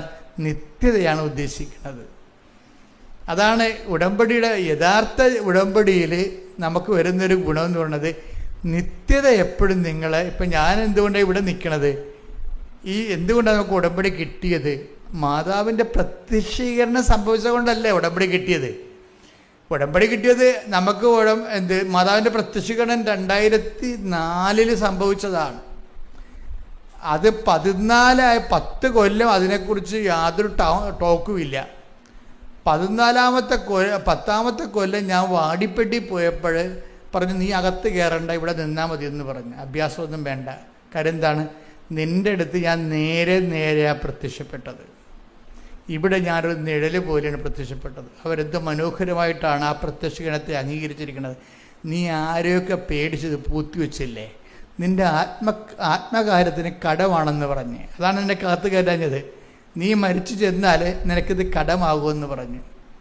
അപ്പം ഞാൻ പിന്നെ രണ്ടും കലിപ്പ് ഇവിടെ വന്നു വെച്ചാൽ എന്ത് ചെയ്യുന്നറിയോ, ഒരു തൂണെടുത്ത് വെച്ചിട്ട് ആദ്യം അമ്മ മാതാവ് പ്രത്യക്ഷപ്പെട്ട സ്ഥലത്ത് ലൂർദ് മാതാവിനെ പ്രതിഷ്ഠിച്ചു. അതാണ് ആ മാതാവ്. ആദ്യം പ്രതിഷ്ഠിച്ച മാതാവ് അവിടെ ഇരിക്കണത്. ഇവിടെ പുതുക്കുന്ന സ്ഥലത്തിരിക്കണില്ലേ, അതാ മാതാവാണ്. മാതാവിനെ പ്രതിഷ്ഠിച്ചിട്ട് ഒരു പ്രാർത്ഥനയും തുടങ്ങി. അമ്മയുടെ പ്രത്യക്ഷീകരണത്തിൻ്റെ ദശവത്സര പ്രാർത്ഥനയിൽ അമ്മ ആഗ്രഹിക്കുന്നൊരു കൃപാവര പദ്ധതി കൃപാസനത്തിലും ഞങ്ങളുടെ കുടുംബത്തിലും നിറവേറാൻ ഇടയാക്കണം. ജനങ്ങൾക്ക് ചീട്ടടിച്ചു കൊടുത്ത് കൊച്ചു പ്രാർത്ഥന അടിച്ചു കൊടുത്തിട്ട് അമ്മയുടെ പ്രത്യക്ഷീകരണത്തിൻ്റെ ഭാഗമായി അമ്മ ആഗ്രഹിക്കുന്ന ഒരു കൃപാവര പദ്ധതി കൃപാസനത്തിലും ഞങ്ങളുടെ കുടുംബത്തിലും നിറവേറാൻ ഇടയാക്കണമേ. എന്നിട്ട് ഇവിടെ ഉള്ളവർക്കെല്ലാം കൊടുത്തിട്ട് അവസാനം ഞാനൊരു ജോസി എന്ന് പറഞ്ഞൊരു സഹോദരനുണ്ട് ഇവിടെ, ഇപ്പോഴും എൻ്റെ കൂടെ ഉണ്ട്. ഞാൻ ജോസി പറഞ്ഞപ്പോൾ, ജോസി ഇതിൻ്റെ ഒരു 10,000 കോപ്പി അടിക്കണം, മല ഇറങ്ങി വരുന്ന എല്ലാവർക്കും കൊടുക്കണമെന്ന് പറഞ്ഞു.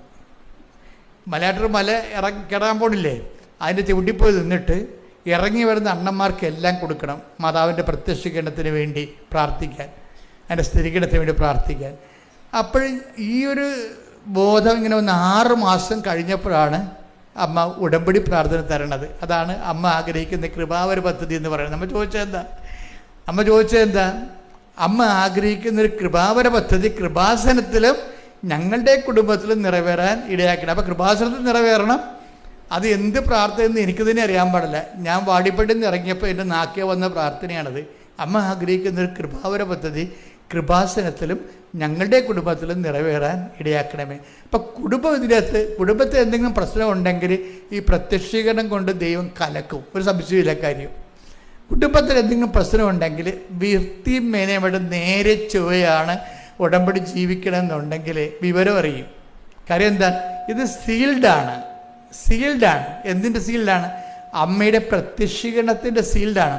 ഞാൻ പ്രത്യക്ഷീകരണം ഏറ്റുപറഞ്ഞ് എന്ത് വന്നോടുത്ത് വെച്ച് കാണാം, അല്ലെങ്കിൽ ദൈവം കണ്ടോളൂ എന്നും പറഞ്ഞുകൊണ്ട് 2004 സംഭവിച്ച അമ്മയുടെ പ്രത്യക്ഷീകരണം ഞാൻ റിസ്ക് എടുത്ത് ഏറ്റുപറഞ്ഞപ്പോഴാണ് അമ്മ അത് ഉടമ്പടി പ്രാർത്ഥനയ്ക്ക് കൺവേർട്ട് ചെയ്ത് തന്നത്. ഇതുപോലെ നിങ്ങൾ ഈ പ്രത്യക്ഷീകരണത്തിന് ഏറ്റുപറഞ്ഞാൽ ഉടമ്പടി പെട്ടെന്ന് കത്തും. അതാണ് എപ്പോഴും നമ്മൾ ഉടമ്പടി എപ്പോഴും ഫയറാക്കാനുള്ള മാർഗം എന്ന് പറയുന്നത് ഈ പ്രത്യക്ഷീകരണമാണ്. അതായത് ഞാനിപ്പോൾ അലക്സച്ചനും അതുപോലെ തന്നെ സിസ്റ്റേഴ്സൊക്കെ ഇവിടെ വന്ന് സാക്ഷ്യം പറയുന്നുണ്ട്, വിശദീകരിക്കുന്നുണ്ട്. അപ്പം ഞങ്ങളെന്താ ചെയ്യണമെന്ന് വെച്ച് കഴിഞ്ഞാൽ, ഞങ്ങൾ നിങ്ങളുടെ സാക്ഷ്യം എടുത്തിട്ട് അത് പ്രത്യക്ഷീകരണത്തിൻ്റെ എക്സ്പ്രഷൻസ് എന്തുമാത്രം അതിൻ്റെ തൊണ്ടെന്ന് നോക്കിയിട്ട് അതനുസരിച്ചാണ് സാക്ഷ്യം വ്യാഖ്യാനിച്ച് തരണത്. അതെല്ലാം ഓരോ സാക്ഷ്യവും പ്രത്യക്ഷീകരണത്തിൻ്റെ തെളിവുകളാണ്. പ്രാർത്ഥിക്കുക. കർത്താവായ ദൈവമേ, കൃപാസനത്തിൽ ഞാൻ പരിശുദ്ധ അമ്മ വഴി അങ്ങയോട് ഉടമ്പടി എടുത്തിട്ട് ഉടമ്പടി ജീവിത രീതി എന്നെ പ്രത്യക്ഷീകരണത്തിന്റെ സാക്ഷിയാക്കാൻ എന്നെ തന്നെ ഒരുക്കുന്നതായിട്ട് ഞാൻ ഏറ്റുപറയുകയും എന്നെ സുവിശേഷത്തിന്റെ സാക്ഷിയാകാൻ സഹായിക്കണമെന്ന് പ്രാർത്ഥിക്കുകയും ചെയ്യുന്നു. ശ്രുതികടെ ശുദ്ധ പരമ ദിവ്യകാരുണ്യത്തിന് ആരാധനയും സ്തുതിയും അപ്പോൾ നമ്മളിനി ബൈജൂസിലേക്ക് തിരിച്ചു വരികയാണ്. അപ്പം ഈ ബൈജൂസിൻ്റെ പ്രോബ്ലം എന്താ വെച്ച് കഴിഞ്ഞാൽ, അദ്ദേഹത്തിന് ഇതുപോലെ സാത്താൻ വിതച്ച കുറേ കളകൾ വളർന്നിട്ട് കൃപാസനത്തോട് വെറുപ്പാണ്. അപ്പം അങ്ങനെ ഇയാൾ ലീവിന് വീട്ടിൽ വരും, എല്ലാ ധ്യാനകേന്ദ്രങ്ങളിലും പോയി 20 വർഷവും അയാൾ ഓരോ ധ്യാനകേന്ദ്രത്തിൽ പോയി ധ്യാനം കൂടിയിട്ടുണ്ട്. 22 വർഷം. 22 വർഷമായി ആസ്ട്രേലിയയിലായിട്ട് വരുമ്പോൾ, കുടുംബസമേതം വരുമ്പോഴേ ഇവരെല്ലാവരും കൂടി കേരളത്തിൽ വരുമ്പോൾ ഏതെങ്കിലും ഒരു ധ്യാനകേന്ദ്രം കണ്ടുപിടിച്ചിട്ട് അവിടെ പോയി ഒരു ധ്യാനം കൂടും. എന്നിട്ട് ജീവിതം വിശുദ്ധീകരിച്ചിട്ട് അദ്ദേഹം തിരിച്ചു പോകും. അപ്പോൾ അതുകൊണ്ട് അദ്ദേഹത്തെ സംബന്ധിച്ചിടത്തോളം അദ്ദേഹത്തിനൊരു നല്ല സൂപ്പർ കോൺഷ്യസ് ഉണ്ട്. എന്താണ്? തങ്ങളെ റൈറ്റ് വഴികളിലാണ് പോണത്, കുടുംബജീവിതം ആധ്യാത്മികമാണ്, അത് കത്തോലിക്ക ജീവിത രീതിയാണ് എന്നൊക്കെ നല്ല ബോധ്യമുണ്ട്. അതുകൊണ്ട് കുറച്ച് സെൽഫ് കോൺഫിഡൻസ് ഉണ്ടാകും. അപ്പോൾ ഒരു ദിവസം ഇത് ഈ ചെറുപ്പക്കാരൊക്കെ കൊണ്ടുവന്ന് പുള്ള വീടിൻ്റെ വാതിക്കെ കൃപാസനം പത്രം വെച്ചും പോകും. അപ്പോൾ ഇയാളെ വീട്ടിൽ നിന്ന് പറഞ്ഞ് ഇവന്മാർക്ക് ബോധമില്ലേ, പ്രാന്തന്മാർ, ഈ അന്ധവിശ്വാസം എന്തിനാണ് ഇവന്മാർ ഇങ്ങനെ പ്രചരിപ്പിച്ചുകൊണ്ട് നടക്കുന്നത്? ഒന്നിലെ അവന്മാർ ചെറുപ്പമല്ലേ, അവന്മാർ പഠിച്ചിട്ട് വല്ല പ്രയോജനമില്ല, പഠിച്ച് വിദ്യാഭ്യാസമുണ്ട് പക്ഷേ വിവരമില്ല എന്നൊക്കെ പറഞ്ഞാൽ പെയ്തും പെരുക്കി പിള്ളേർ കൊണ്ടുവന്ന് കൃപാസന പത്രം പിള്ള വാതിക്കെ വെച്ചുകൊണ്ട് പോകുമ്പോൾ ഇതുപോലെയുള്ള കുറേ ഡയലോഗൊക്കെ ഫിറ്റ് ചെയ്ത് അകത്തിരിക്കും. ഒരു ദിവസം ഒരു അമ്മയും മകളും കൂടി വരും. ഒരമ്മയും മകളും കൂടി വന്നിട്ട് ഈ ചേട്ടനൊക്കെ ഭവിച്ചേട്ടനെ കാണും, ലീവിന് വന്നപ്പോൾ കാണും. പിന്നെ ഞങ്ങളെ കൃപാസനം മാതാവിനെക്കുറിച്ച് പറയാൻ വേണ്ടി വന്നതാണ്. ഇയാളുടെ വീട്ടിൽ കയറുന്നുണ്ടേ, ഇവരെ കാര്യമൊന്നുമില്ല. ഈ അമ്മയും മകളും കൂടി അവിടുത്തെ ആ നാട്ടിലുള്ള ആരാണ്. അപ്പോൾ വൈദ്യുസ്തനോട് പ്രേക്ഷിത പ്രവർത്തനം ചെയ്യുകയാണ് നടന്ന്. അപ്പോൾ അതിൻ്റെ പേരിൽ വീട്ടിൽ കയറിയതാണ്. വീട്ടിൽ കയറിയിട്ട് പത്രം കൊടുത്തിട്ട് എല്ലാവരും പിള്ളേരൊക്കെ ചെയ്തുകൊണ്ടിരുന്നത് എന്താണ്, പഠിക്കൽ പൂട്ടിക്കിടന്ന് പഠിക്കൽ പത്രം വെച്ച് പോയി കളഞ്ഞില്ലേ. ഇവരങ്ങനെയല്ലേ, ഇവരകത്ത് കയറി ബൈജുവിനെ കണ്ടിട്ട് അയാളൊരു നല്ല മനുഷ്യനായതുകൊണ്ട് സംസാരിക്കുന്നതിന് കുഴപ്പമൊന്നുമില്ല. പക്ഷേ അദ്ദേഹത്തിനോട് ഞങ്ങൾ കൃപാസന മാതാവിനെക്കുറിച്ച് നിങ്ങളോട് പറയാൻ വേണ്ടി വന്നതാണ്, ഇതാണ് അവിടുത്തെ പത്രം. അപ്പോൾ ഇയാൾ പറയും ഇതൊക്കെ ഞാൻ കുറേ കണ്ടിട്ടുള്ളതാണെന്ന് പറയും. ഇത് ഇയാളെ എന്ത് തട്ടാപ്പിടിയൊക്കെ പറയും. അപ്പോൾ ഈ വിലമിച്ച് പറയും അങ്ങനെയല്ല ബൈജു, കൃപാസന മാതാവ് സഞ്ചാരി മാതാവാണെന്ന് പറയും, നമ്മൾ പറയണ സ്ഥലത്ത് വരുമെന്ന് പറയും, അതൊക്കെ ഞങ്ങളുടെ അനുഭവം എന്ന് പറയും. അപ്പോൾ ഇത് കേട്ടപ്പോൾ ഇപ്പോൾ സഞ്ചാരി മാതാവ് ഇവിടെ കേട്ടിട്ടില്ല. സഞ്ചാരി മാതാവ് ആരുണ്ടാക്കിയതാണെന്നറിയോ? ജോസഫ് ഉണ്ടാക്കിയതില്ലേ, സഞ്ചാരി മാതാവ് നിങ്ങളുണ്ടാക്കിയതാണ്. കാര്യം സഞ്ചാരി മാതാവിനെക്കുറിച്ച് കുറേ സാക്ഷ്യങ്ങൾ വന്നിവിടെ. കാര്യം അടുക്കളയിൽ വന്ന് നിൽക്കുന്നു, അതുപോലെ തന്നെ വീട്ടിൽ വരുന്നു, ഇങ്ങനെ അവർക്ക് കാണാൻ പറ്റുന്ന കുറേ സാക്ഷ്യങ്ങൾ ഒരിടക്ക് ഒരു 2-3 കൊല്ലം മുമ്പ് ആൾക്കാരുടെ സാക്ഷ്യങ്ങളെല്ലാം അമ്മയെ നേരിട്ട് കണ്ട കുറേ സാക്ഷ്യങ്ങൾ വന്ന്. അങ്ങനെയാണ് അമ്മ സഞ്ചാരി മാതാവാണെന്നുള്ളത് അവർക്ക് മനസ്സിലായിട്ട് അവർക്ക് പലയിടത്ത് അനുഭവങ്ങൾ വന്നപ്പോൾ ജനങ്ങളിട്ട പേരാണത്. അപ്പോൾ അത് ശരിക്കും പറഞ്ഞാൽ ജനങ്ങളുടെ എല്ലാവരും അത്ര അനുഭവമുള്ള ഒത്തിരി പേരുണ്ട്, ആയിരക്കണക്കിന് പേരുണ്ട്. മാതാവ് അവരുടെ വീട്ടിലെത്തണതായിട്ട് സ്വപ്നം കണ്ടതും ദർശനം കണ്ടതും നേരെ ചൊവ്വേ കണ്ടതും ഒക്കെ ഒത്തിരി പേരുണ്ട്. അപ്പോൾ ഈ സുഗന്ധാഭിഷേകം തന്നെ ഫോളോ അപ്പ് ചെയ്യണതും കൂടെ വരണില്ല, പിന്തുടർന്ന് വരണില്ല. നമ്മളെ പിന്തുടർന്ന് വരണത് എന്താ, അതുപോലെ മഴവില്ല് വരണത്, ഇങ്ങനെ കുറേ തരത്തിൽ ദൈവത്തിൻ്റെ തനി സാന്നിധ്യം ഓരോ ഇടങ്ങളിലും നമ്മൾക്ക് ആവശ്യമുള്ള മേഖലകളെല്ലാം നമുക്ക് സപ്പോർട്ടായിട്ട് നിൽക്കുന്ന കാണുമ്പോഴാണ്.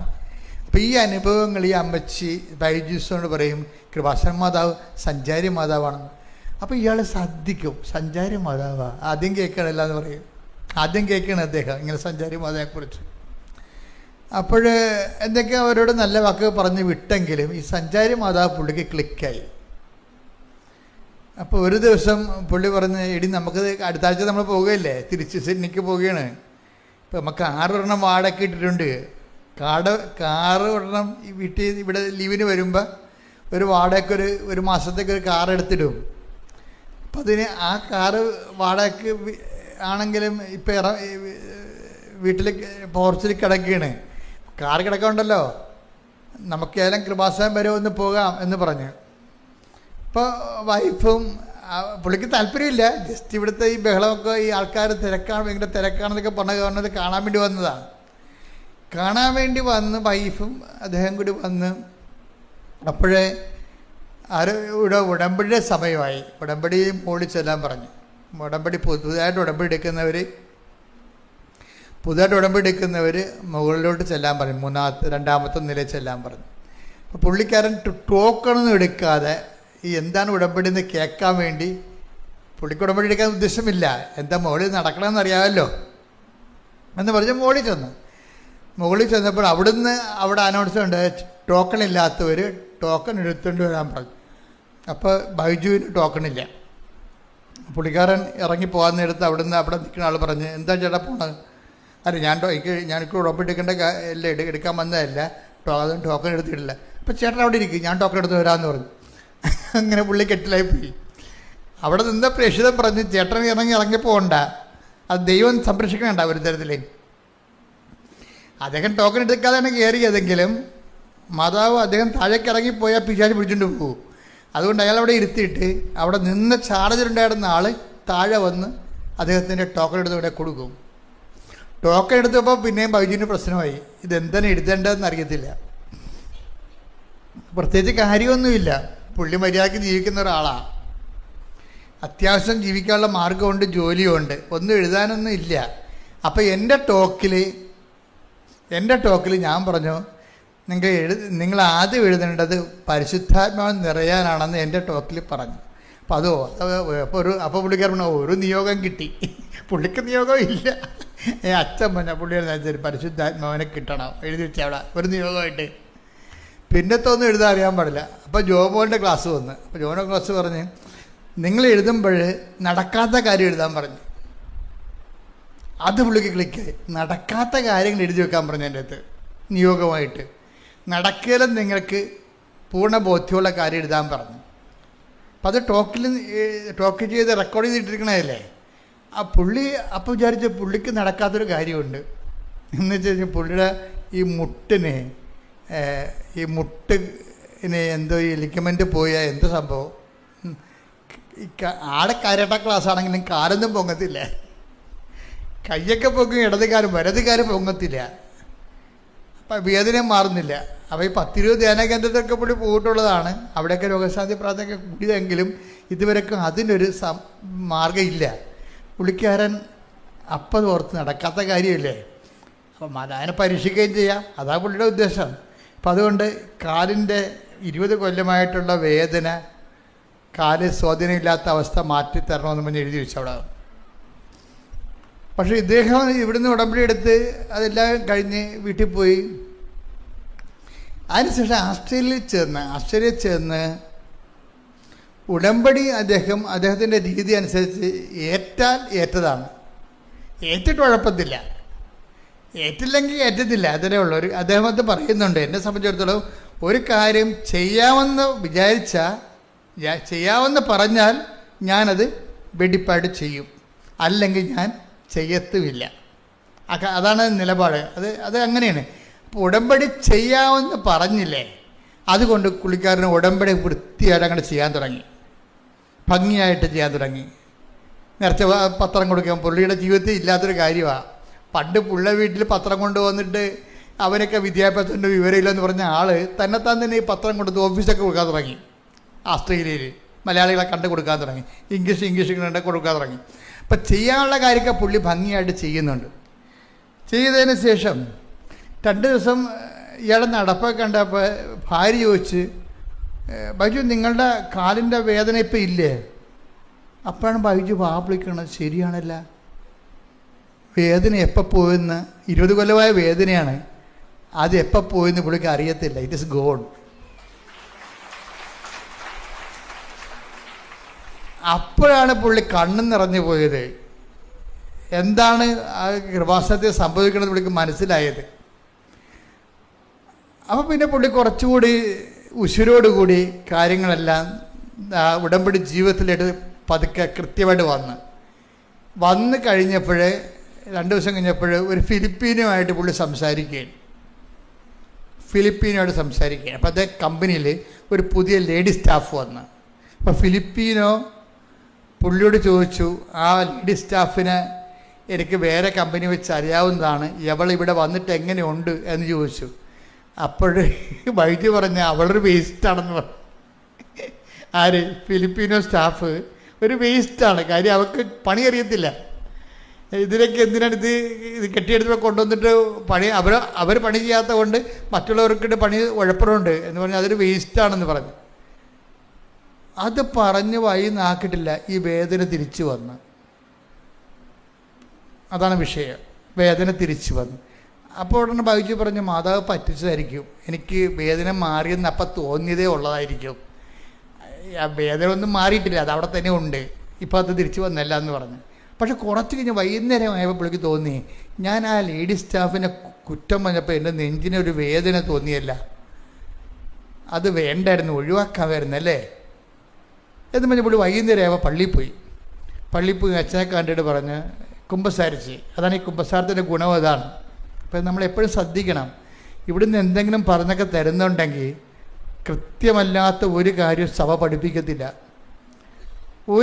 കൃത്യമല്ലാത്ത ഒരു കാര്യം സഭ ഉപദേശിക്കത്തുമില്ല. സഭയ്ക്ക് ഇങ്ങനെ കരയിൽ നിന്നുള്ള പ്രസംഗമൊന്നും ഇല്ലെങ്കിലും പറയണ കാര്യങ്ങൾ വൃത്തിയും മെനയും കൃത്യമായിരിക്കും. ഒത്തിരി കാലം സഭ പ്രാർത്ഥിച്ച് എല്ലാ മേഖലകളിലും ഡിസ്കസ് ചെയ്ത് അതിൻ്റെ സ്പെഷ്യലിസ്റ്റും എല്ലാ കാര്യവും നോക്കിയിട്ട് അതിൻ്റെ കാനോനിസ്റ്റുകൾ, അതിൻ്റെ തിയോളജിയൻസ് എല്ലാം പഠിച്ചതിന് ശേഷമേ സഭ ഒരു കാര്യം പറയത്തുള്ളൂ. അപ്പോൾ നിങ്ങളവർക്ക് മാർപ്പാപ്പയെ കൊണ്ട് പറയിപ്പിക്കണമെല്ലാം മാർപ്പാപ്പ ഒറ്റ ശ്വാസത്തിൽ പറയണതാണ്, രാഷ്ട്രീയക്കാരെ പോലെ പ്രസംഗം അങ്ങനല്ല. അതെല്ലാം ആ സബ്ജക്റ്റ് വൈസ് അതിന് ശാസ്ത്രജ്ഞന്മാരെ വിളിച്ചിരുത്തി പഠിക്കേണ്ടതാണെങ്കിൽ ശാസ്ത്രജ്ഞന്മാരെ വിളിച്ചിരുത്തി പഠിക്കും. ആ വിഷയങ്ങളെക്കുറിച്ച് അതിൻ്റെ സഭയുടെ നിലപാട് എന്താണെന്ന് നോക്കിയിട്ട് ആ തിരുസംഘത്തിൽ നിന്ന് കൊടുക്കുന്ന നോട്ടാണ് മാർപ്പാപ്പ പറയണത്. ആ മാർപ്പാപ്പ പറയുന്നത് കൊണ്ട് തന്നെ വിശ്വാസ സംബന്ധമായ കാര്യവും ധാർമ്മികമായ കാര്യങ്ങളും കറക്റ്റായിരിക്കും. കാര്യം അത് ഇരിക്കുന്ന ചെയർ കർത്താവ് അഴിക്കാനും ബന്ധിക്കാനും അധികാരം കൊടുത്ത ചെയർ ഇരുന്നുകൊണ്ടാണ് സഭ കാലഘട്ടത്തെ നയിക്കണത്. അപ്പോൾ അതേസമയം തന്നെ ഇവിടെ എന്ത് സംഭവിച്ചു, ഇവർക്ക് മനസ്സിലായി ആ ലേഡി സ്റ്റാഫിന് അവർക്ക് ചിലപ്പോൾ കഴിവ് കുറവായിരിക്കും, പക്ഷെ അവൾ ആക്ഷേപിക്കേണ്ട കാര്യമില്ലായിരുന്നു. എല്ലാവർക്കും ഒരുപോലെ കഴിവുണ്ടാകുമോ? എല്ലാവർക്കും ഒരുപോലെ കഴിവുണ്ടാകുമോ? ചില ആൾക്കാർ സ്ലോ ആയിരിക്കും, ചില ആൾക്കാരെല്ലാം പൂർത്തിയായിട്ട് ചെയ്യും, പക്ഷെ സ്ലോ ആയിട്ടേ ചെയ്യത്തുള്ളൂ. ചില ആൾക്കാരെല്ലാം സ്പീഡായിട്ട് ചെയ്യും, പക്ഷേ വൃത്തി മെനയില്ലാതെ ചെയ്യത്തുള്ളൂ. അത് മനസ്സിലായില്ലേ? ഇപ്പോൾ പാത്രം കഴുകണ കാര്യം തന്നെ ചില ആൾക്കാർ പടപെടാന്ന് കഴുകും, പക്ഷെ നമുക്ക് മണത്ത് നോക്കും മുട്ടയുടെ മണം ഉണ്ടാവും. പക്ഷെ ചില ആൾക്കാർ സമയമെടുത്തേ കഴുകത്തുള്ളൂ, സമയം പോവും, പക്ഷേ വൃത്തിയായിരിക്കും. അപ്പോൾ ഓരോരുത്തരും ഓരോ നേച്ചറാണ്. അപ്പം അതുകൊണ്ട് നമുക്കങ്ങനെ കയറി എല്ലാവരും അങ്ങനെ അടച്ചാക്ഷേപിക്കാൻ അനുവാദം തന്നിട്ടില്ല. ദൈവത്തിൻ്റെ സൃഷ്ടിയാണല്ലോ അതും. അപ്പോൾ അവരെ ആക്ഷേപിക്കുമ്പോൾ ദൈവത്തിനെ ആക്ഷേപിക്കണമല്ലേ തിരിച്ചല്ലേ വരത്തുള്ളൂ ഈ സംഭവം. അതാണ് വിഷയമേ. ഇപ്പം നമ്മൾ ഇപ്പം പൊട്ടനാണ്, നീ പൊട്ടനാണെന്നങ്ങനെ പറഞ്ഞിട്ട് എന്ത് ചെയ്യും നീ? അപ്പം നീ എങ്ങനെ ബുദ്ധിയുള്ള ആളായി? ദൈവം സൃഷ്ടിച്ചപ്പോൾ ആയതല്ലേ. അവനോട് പൊട്ടനാണ് നീ എന്ന് പറഞ്ഞിട്ട് വല്ല കാര്യമുണ്ടോ? അപ്പം നീ ബുദ്ധിയുള്ള ആളെന്നല്ലേ പറയണത്. നിന്നെ ബുദ്ധിയുള്ള ആളായിട്ട് സൃഷ്ടിച്ചതും അവനെ പൊട്ടനായിട്ട് സൃഷ്ടിച്ചതും ആളൊന്നും തന്നെയല്ല. പണി നമ്മൾ മറ്റുള്ളവരെ ആക്ഷേപിക്കുമ്പോൾ കൊള്ളണത് ദൈവത്തിനിട്ടാണ്. അതാണ് എൻ്റെ അത് വിഷയം വരണത്. അപ്പം അതുകൊണ്ട് തന്നെ വളരെ പാകതയോടുകൂടി മാത്രമേ ദൈവത്തെ അറിഞ്ഞവർ സംസാരിക്കരുത്. അറിയാത്തവർക്ക് എന്തും സംസാരിക്കാം, അവർ കുഴപ്പമില്ല. അവർക്ക് പിന്നെ ഇവിടെ കിടന്നുള്ള ജീവിതമല്ലേ ഉള്ളൂ. അത് കഴിയുമ്പോൾ ചാപ്റ്റർ ക്ലോസ് ചെയ്യത്തില്ലേ. ഇവിടെ ചാപ്റ്റർ ക്ലോസ് ചെയ്യാത്ത ആൾക്കാർ ഇവിടെ സൂക്ഷിച്ച് കൈകാര്യം ചെയ്യേണ്ടത്. അതുകൊണ്ട് ഇവൻ്റെ വിശുദ്ധി നഷ്ടപ്പെട്ട മറ്റുള്ള ആക്ഷേപിച്ച് ഇവൻ്റെ വിശുദ്ധി പോയി കഴിഞ്ഞപ്പോൾ ഇവൻ്റെ പ്രൊട്ടക്ഷൻ പോയി. ആ വേദന തിരിച്ചു വന്നു കഴിഞ്ഞപ്പോൾ ഉടനെ രാത്രി പോയി കുമ്പസാരിച്ച് ആശീർവാദം മേടിച്ചു, പാപക്ഷമം മേടിച്ചു. കർത്താവിൻ്റെ പാപക്ഷമമില്ല. വൈദികൻ അവിടെ ആരാണ്? കർത്താവിൻ്റെ ഒരു ആളായ്മയായിട്ടിരിക്കുകയല്ലേ. ഞങ്ങളൊക്കെ ഒരു മാധ്യമമല്ലേ, കർത്താവിൻ്റെ ഒരു മീഡിയമാണ്. കർത്താവാണ് അതിലൂടെ പ്രവർത്തിക്കുന്ന സഭയെ. അപ്പം ആ അധികാരത്തിലാണ് ഇവൻ്റെ പാപം മോചിച്ച് കിട്ടി. അവനെന്താ വേണ്ടത്? പശ്ചാത്താപം വേണം. അതിനെന്താ ചെയ്യേണ്ടത്? ഇനി ഇങ്ങനെ ആവർത്തിക്കത്തില്ലെന്ന് പറയണം. അതാണ് പ്രശ്നം. ചില കുമ്പസാരക്കാർ ചിലത് ഒക്കാത്തതിൻ്റെ കാരണം എന്തറിയാമോ? പശ്ചാത്താപം ഇല്ല. ഇനി ഇങ്ങനെ ആവർത്തിക്കവില്ലേ നിങ്ങൾക്കറിയത്തില്ല.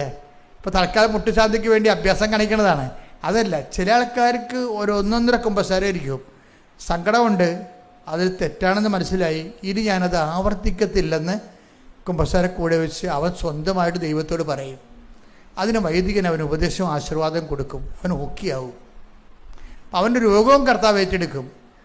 ഇവൻ കുമ്പസാരിച്ച് ആശീർവാദം മേടിച്ചപ്പോൾ തന്നെ ആ തിരിച്ചു വന്ന വേദന പിന്നെ അപ്രത്യക്ഷമായി. പിന്നെ പറയുകയാണ്, ഇപ്പം 2 കൊല്ലമായി ഇപ്പം ഇന്ന് വരെ ആ വേദന തിരിച്ചു വന്നിട്ടില്ല.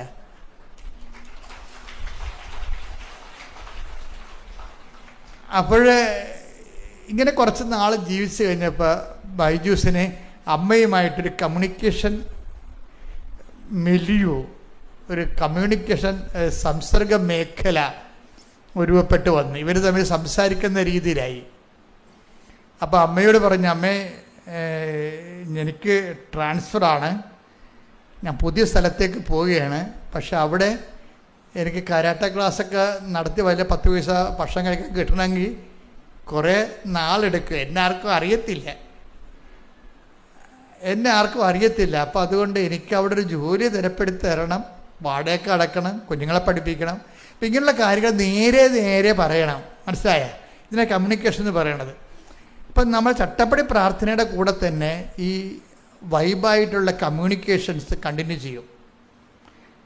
അപ്പോഴെന്ത് പിറ്റേ ദിവസം അപ്പം അത് അങ്ങനെ വന്നു കഴിഞ്ഞാൽ അമ്മ അത് ആ വിഷയം അപ്പം തന്നെ വരവ് ചെയ്തിട്ട് പറഞ്ഞ് എന്താ ചെയ്തിരിക്കണമെന്ന് അറിയുമോ, ഇവ സ്ഥലം മാറിപ്പോണ വേറെ സ്റ്റേറ്റിലാണ്. ഇപ്പം കേരളക്കാരൻ തമിഴ്നാട്ടിൽ പോണപ്പോൾ അത്രയുമാണ് വേറെ സ്റ്റേറ്റിലാണ് പോണത്. അമ്മ എന്ത് ചെയ്ത് ഈ കമ്പനിയുടെ ഒരു ബ്രാഞ്ച് അവിടെ തുടങ്ങിച്ച്. ഇവൻ പോലും അറിഞ്ഞിട്ടില്ല. എന്നിട്ട് അപ്പം ഇവൻ അറിഞ്ഞു കഴിഞ്ഞപ്പോൾ ഇവൻ്റെ HR പറഞ്ഞ്, എടാ ഈ കമ്പനിയുടെ ബ്രാഞ്ച് നീ പുതിയ സ്ഥലത്ത് പുതിയ സ്റ്റേറ്റിൽ തുടങ്ങുന്നുണ്ട്, നീ ഇവിടുത്തെ മാനേജറിനോട് ചോദിച്ച ഒരു കത്ത് വാങ്ങിച്ചാൽ നിനക്ക് ഈ ജോലി അവിടെ കിട്ടുമെന്ന് പറഞ്ഞു. അതുപോലെ തന്നെ അമ്മയോട് പറഞ്ഞ പോലെ തന്നെ ആ ജോലി ആ സ്റ്റേറ്റിൽ ഇവൻ ഇവിടെ തിരുന്ന് ചെയ്തിരുന്ന ജോലി അവിടെ കിട്ടി. അപ്പോൾ അവിടെ സെറ്റായിപ്പോയി. 2 കൊല്ലം വർക്ക് ചെയ്ത കമ്പനിയിൽ. പക്ഷെ കമ്പനി വലിയ മെച്ചമുണ്ടായില്ല. കമ്പനിയിൽ പുതിയ കമ്പനി അവിടെ ക്ലച്ച് പിടിക്കാൻ കുറേ താമസിച്ച്. അപ്പോൾ അത് ഭാവിയും അത് അതിൻ്റെ മാർക്കറ്റിംഗ് സർവേ ഒക്കെ നോക്കിയിട്ട് ഭാവിയിലും അത് ക്ലച്ച് പിടിക്കുന്ന ലക്ഷണമില്ല. അപ്പോൾ അതിൻ്റെ ടോട്ടലായിട്ടുള്ള കമ്പനിയുടെ MD അവരുടെ സമ്മേളനത്തിൽ ഈ പുതിയ കമ്പനി പൂട്ടാൻ തീരുമാനിച്ചു. അത് ഇവനറിഞ്ഞില്ല, പൂട്ടാൻ പോണ കാര്യം അറിഞ്ഞില്ല. ആ കമ്പനി കിട്ടിയ ജോലി 2 കൊല്ലം കഴിഞ്ഞപ്പോഴാണ് പോകാം. അപ്പോഴും പക്ഷേ അമ്മയോട് പറയുന്നുണ്ട്, അമ്മേ ഈ കമ്പനിയുടെ ശമ്പളം പഴയ കമ്പനിയുടെ ശമ്പളം കിട്ടണില്ല, അതുകൊണ്ട് എനിക്ക് വേറൊരു കമ്പനിയിൽ ഒരു ജോലി തരണം, അല്ലാതെ എനിക്കിങ്ങനെ കുഞ്ഞുങ്ങളെ പോറ്റി പോകാൻ പറ്റുന്നില്ല, കരാട്ട ക്ലാസ്സിന് അധികം പിള്ളേരൊന്നും വരണില്ല എന്നൊക്കെ. ഇവരിങ്ങനെ അങ്ങോട്ടും ഇങ്ങോട്ടും കാര്യങ്ങൾ സംസാരിക്കുന്ന കമ്മ്യൂണിക്കേഷൻ ലെവൽ ഭയങ്കര രസമാണ്. നമ്മളെ ഉടമ്പടിയിലുള്ള എല്ലാവരും, നിങ്ങൾ ഉടമ്പടി ജീവിതമാണെങ്കിൽ നിങ്ങൾക്ക് ഇതുപോലെ അമിക്കബിളായിട്ട് ദൈവത്തോട് സംസാരിക്കാൻ പറ്റും. കാര്യം ഇപ്പം തന്നെ ആ ഫിലിപ്പിനോനെ ആക്ഷേപിച്ചു എന്ന് കണ്ടപ്പോൾ തന്നെ ഇവൻ റെക്ടിഫൈ ചെയ്തില്ലേ, അല്ലേ? അത് തെറ്റി പോയി ക്ഷമ ചോദിച്ചിട്ട് റെക്ടിഫൈ ചെയ്തു. അപ്പോൾ തന്നെ ദൈവമായിട്ടുള്ള ആ പാലം ബ്രേക്ക് ചെയ്യണില്ല. അതാണ് വിഷയം. അപ്പം നിങ്ങൾ എപ്പോഴും നമ്മൾ ശ്രദ്ധിക്കേണ്ടത്, എല്ലാവരും പെരുമാറുന്ന പോലെ ഒന്നും നമുക്ക് പെരുമാറാൻ പറ്റത്തില്ല. നമ്മൾ ഉടമ്പടിയിലാകുമ്പോൾ നമ്മുടെ മെയിൻ വിഷയം എന്താണ്? ദൈവമാണ്. ഈ ബൈജൂസിൻ്റെ സാക്ഷ്യം സ്കാൻ ചെയ്യുമ്പോൾ എനിക്ക് മനസ്സിലായ ഒരു സത്യം, ബൈജൂസ് ഇടയ്ക്കൊക്കെ പറയും, പിന്നെ ജോലിയല്ല കേട്ടാ പ്രശ്നം, എനിക്ക് ദൈവമാണ് പ്രശ്നമെന്ന് അമ്മയോട് പറയും. എനിക്ക് കുർബാന മുടക്കുന്ന ഒരു കണ്ടീഷൻസ് വരരുത്. എൻ്റെ ഷിഫ്റ്റ് അറേഞ്ച് ചെയ്യുമ്പോൾ എൻ്റെ കുർബാന ഉറപ്പ് വരുത്തിയിട്ട് നീ ഷിഫ്റ്റ് അറേഞ്ച് ചെയ്യുക. ആരോട് പറയണം? HR പറയണതല്ല, മാതാവിനോട് പറയണതാണ്, അമ്മയോട് പറയണതാണ്. വേറെ എനിക്ക് എൻ്റെ ജോലി നീ അറേഞ്ച് ചെയ്യുമ്പോൾ എൻ്റെ കുർബാന മിസ്സാകാൻ എനിക്ക് പറ്റത്തില്ല, മിസ്സായിട്ടൊരു ജീവിതം വേണ്ട. അപ്പം അതുകൊണ്ട് എൻ്റെ ജോലി ചെയ്യുമ്പോൾ എനിക്ക് ഡെയിലി കുർബാനയ്ക്ക് പോകാനുള്ളത് നീ അറേഞ്ച് ചെയ്യണം. അപ്പോൾ അതനുസരിച്ച് അമ്മ ഇവൻ്റെ ലൈഫ് ഷിഫ്റ്റാക്കി ഇങ്ങനെ റീഅറേഞ്ച് ചെയ്യുമ്പോൾ കുർബാനയ്ക്ക് പോകാനുള്ള സമയം ബ്ലാങ്കായിട്ട് ഇട്ടാണ് ഷിഫ്റ്റ് ചെയ്യണത്. അപ്പോൾ ഇതെല്ലാം HR പറഞ്ഞു ഉണ്ടാക്കിയതല്ല, HR പറഞ്ഞിട്ടുണ്ട് വിഷയം, പക്ഷേ അമ്മയോടാണ് ആദ്യം പറയണ ഈ വിഷയം. അപ്പോൾ ഇതിങ്ങനെ ഓരോ കാര്യങ്ങളും നമ്മുടെ ജീവിതത്തിൽ വരണത്, നമ്മൾ വൃത്തിമേനയുമായിട്ട് ഉടമ്പടി ജീവിതം ജീവിക്കുമ്പോൾ നമുക്ക് കമ്മ്യൂണിക്കേഷൻ കപ്പാസിറ്റി കിട്ടും. ഉടമ്പടിയിൽ ഏറ്റവും വലുത് ഈ കമ്മ്യൂണിക്കേഷൻ കപ്പാസിറ്റിയാണെന്ന് തോന്നണത്. നമുക്ക് ധൈര്യമായിട്ട് നമ്മുടെ അവസ്ഥകൾ, ഇപ്പോൾ ഡേവിസ് പറഞ്ഞത് എന്താണ്? അമ്മേ, ഞാൻ ഈ കുരിശ് ചുമന്നുകൊണ്ടാണ് വരണത്, അമ്മ ഞങ്ങളെ കാണുന്നില്ലേ എന്ന്, അമ്മ ഞങ്ങളുടെ അവസ്ഥ കാണുന്നില്ലേ എന്നാ ചോദിക്കണത്. അപ്പോൾ അതിന് എമർജൻസി ആയിട്ട് മറുപടിയാണ് എന്താണ്? സുഗന്ധാഭിഷേകം മനസ്സിൽ ഞാൻ കാണുന്നുണ്ട്, കൂടെയുണ്ട്, ധൈര്യമായിട്ട് മുന്നോട്ട് പോകാൻ പറയും. ഉടനെ മെസ്സേജാണ്. അപ്പോൾ അതുകൊണ്ട് ഞാൻ വളരെ വളരെ അതായത് ഈ എപ്പോഴും നമ്മൾ ശ്രദ്ധിക്കേണ്ട ഒരു കാര്യമേ. മർക്കോസ് 11:23. മർക്കോസ് 11:23. സത്യമായി ഞാൻ നിങ്ങളോട് പറയുന്നു. പറഞ്ഞ സത്യമായി ഞാൻ നിങ്ങളോട് പറയുന്നു, സത്യമായി ഞാൻ നിങ്ങളോട് പറയുന്നു, ആരെങ്കിലും ഈ മലയോട് ഇവിടെ നിന്ന് മാറി കടലിൽ ചെന്ന് വീഴുക എന്ന് പറയുകയും ഹൃദയത്തിൽ ശങ്കിക്കാതെ താൻ പറയുന്നത് സംഭവിക്കുമെന്ന് വിശ്വസിക്കുകയും ചെയ്താൽ അവനത് സാധിച്ചു കിട്ടും. ഇത് ഞാൻ സെമിനാരി പഠിക്കണ കാലം മുതൽ കേൾക്കണതാണ്. അപ്പൊ ഞാൻ പറയും ഇതൊന്നും നടക്കാൻ പോണില്ല, മലയൊക്കെ പോയി കടലിൽ വീഴാൻ പോണം നമ്മൾ പറയുമ്പോ. പക്ഷെ എന്താ പ്രശ്നം എന്നറിയാം? എന്താ പറഞ്ഞിരിക്കണത്? കർത്താവ് പറഞ്ഞ ഒരു കാര്യം തെറ്റിപ്പോകത്തില്ല. മലയെന്ന് പറഞ്ഞാൽ എന്താണ്? എവറസ്റ്റ് കൊടുമുടിയും സഖ്യപ്രദവും അല്ല, ജീവിത തടസ്സങ്ങളാണ്. ബൈജുവിന് എന്തുമാത്രം മലകളാ വരണമെന്ന് നോക്കി. കരാട്ട ക്ലാസ്സിൽ പിള്ളേരില്ല, അതൊരു മലയല്ലേ. നിങ്ങൾക്ക് ഇത് വരുന്നില്ല, വിസ പുതുക്കി കിട്ടണില്ല, അതൊരു മലയല്ലേ. ജീവിത വഴികളിലൊരു ഒരു തടസ്സത്തിനല്ലേ മലയെന്ന് പറയണത്. ജീവിത വഴികളിലുള്ള തടസ്സം, അതിനാണ് ഈ മലയെന്ന് പറയണത്. അപ്പോൾ സുവിശേഷത്തിലെ അപ്പോൾ എന്താ പറയണത്? ഹൃദയത്തിൽ എന്ന് വായിച്ചേ.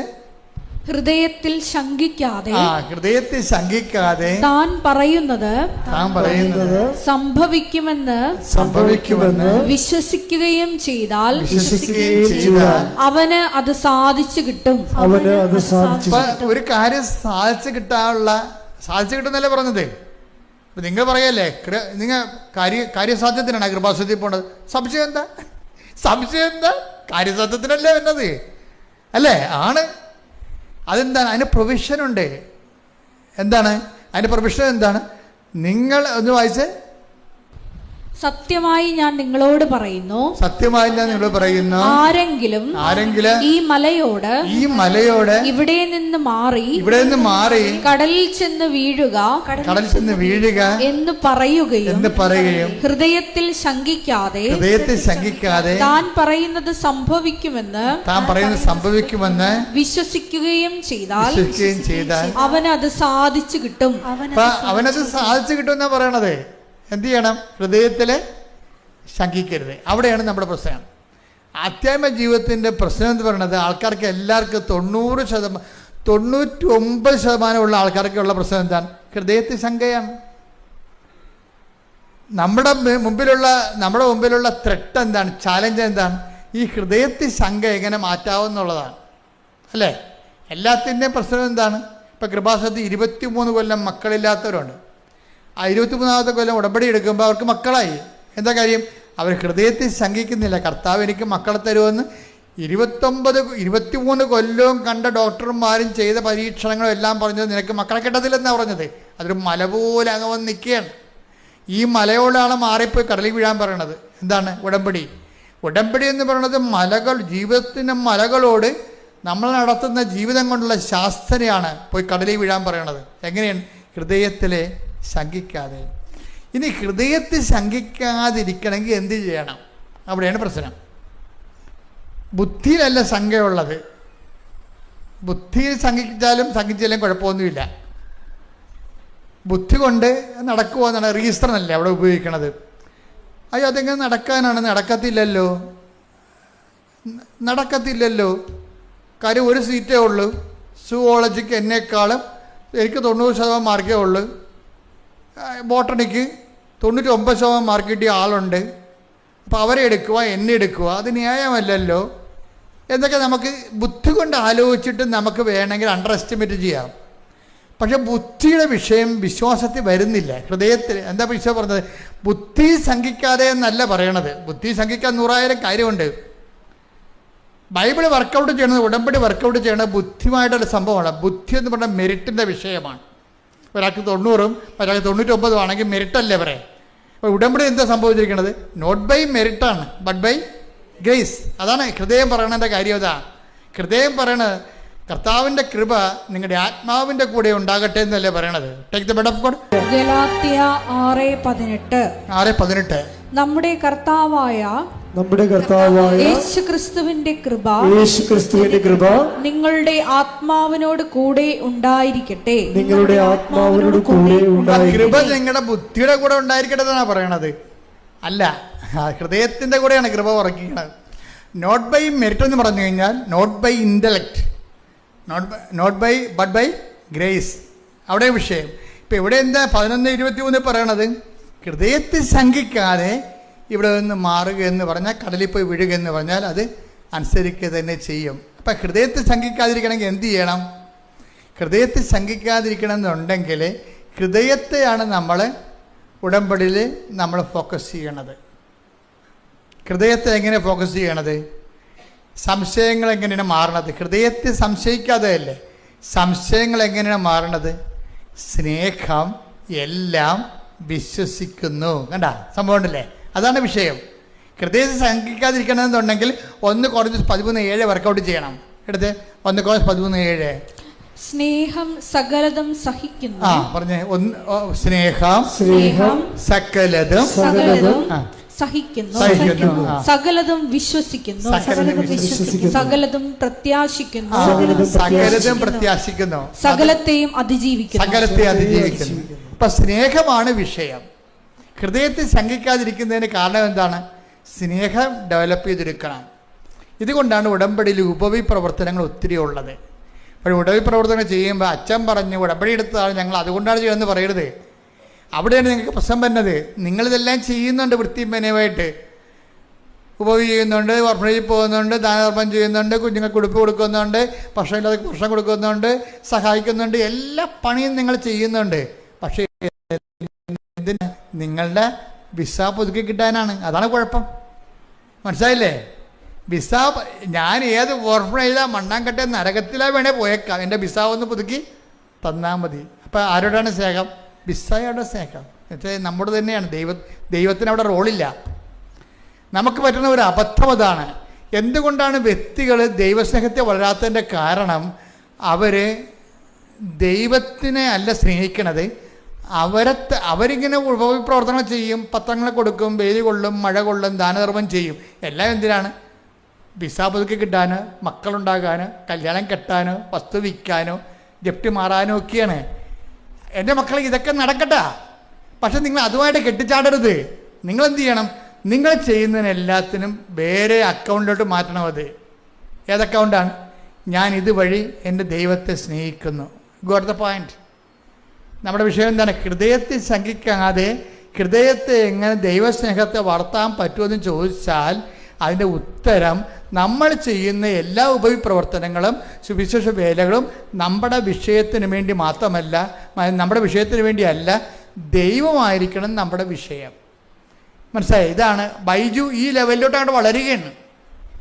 ബൈജു മാതാവിനെ കണ്ടപ്പോൾ മാതാവിനോട് പറഞ്ഞത്, അമ്മേ കാര്യങ്ങളൊക്കെ ശരിയാണ്, എനിക്ക് ജോലിയുണ്ടോ ഇല്ലാതിരിക്കുകയോ അതൊക്കെ അമ്മയുടെ പ്രശ്നമാണ്, എൻ്റെ പ്രശ്നം കുർബാനയാണെന്ന് പറയും.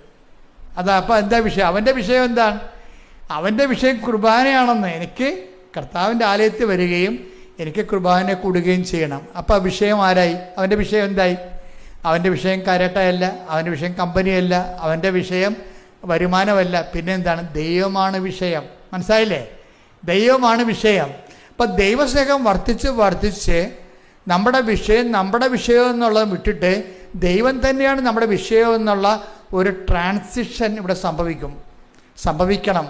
അതാണ് ഉടമ്പടിയുടെ വിജയം എന്ന് പറയുന്നത്. പ്രാർത്ഥിക്കുക. കർത്താവായ ദൈവമേ, എന്റെ വിഷയത്തെക്കാൾ ദൈവം തന്നെയാണ് എന്റെ വിഷയമായി മാറുന്ന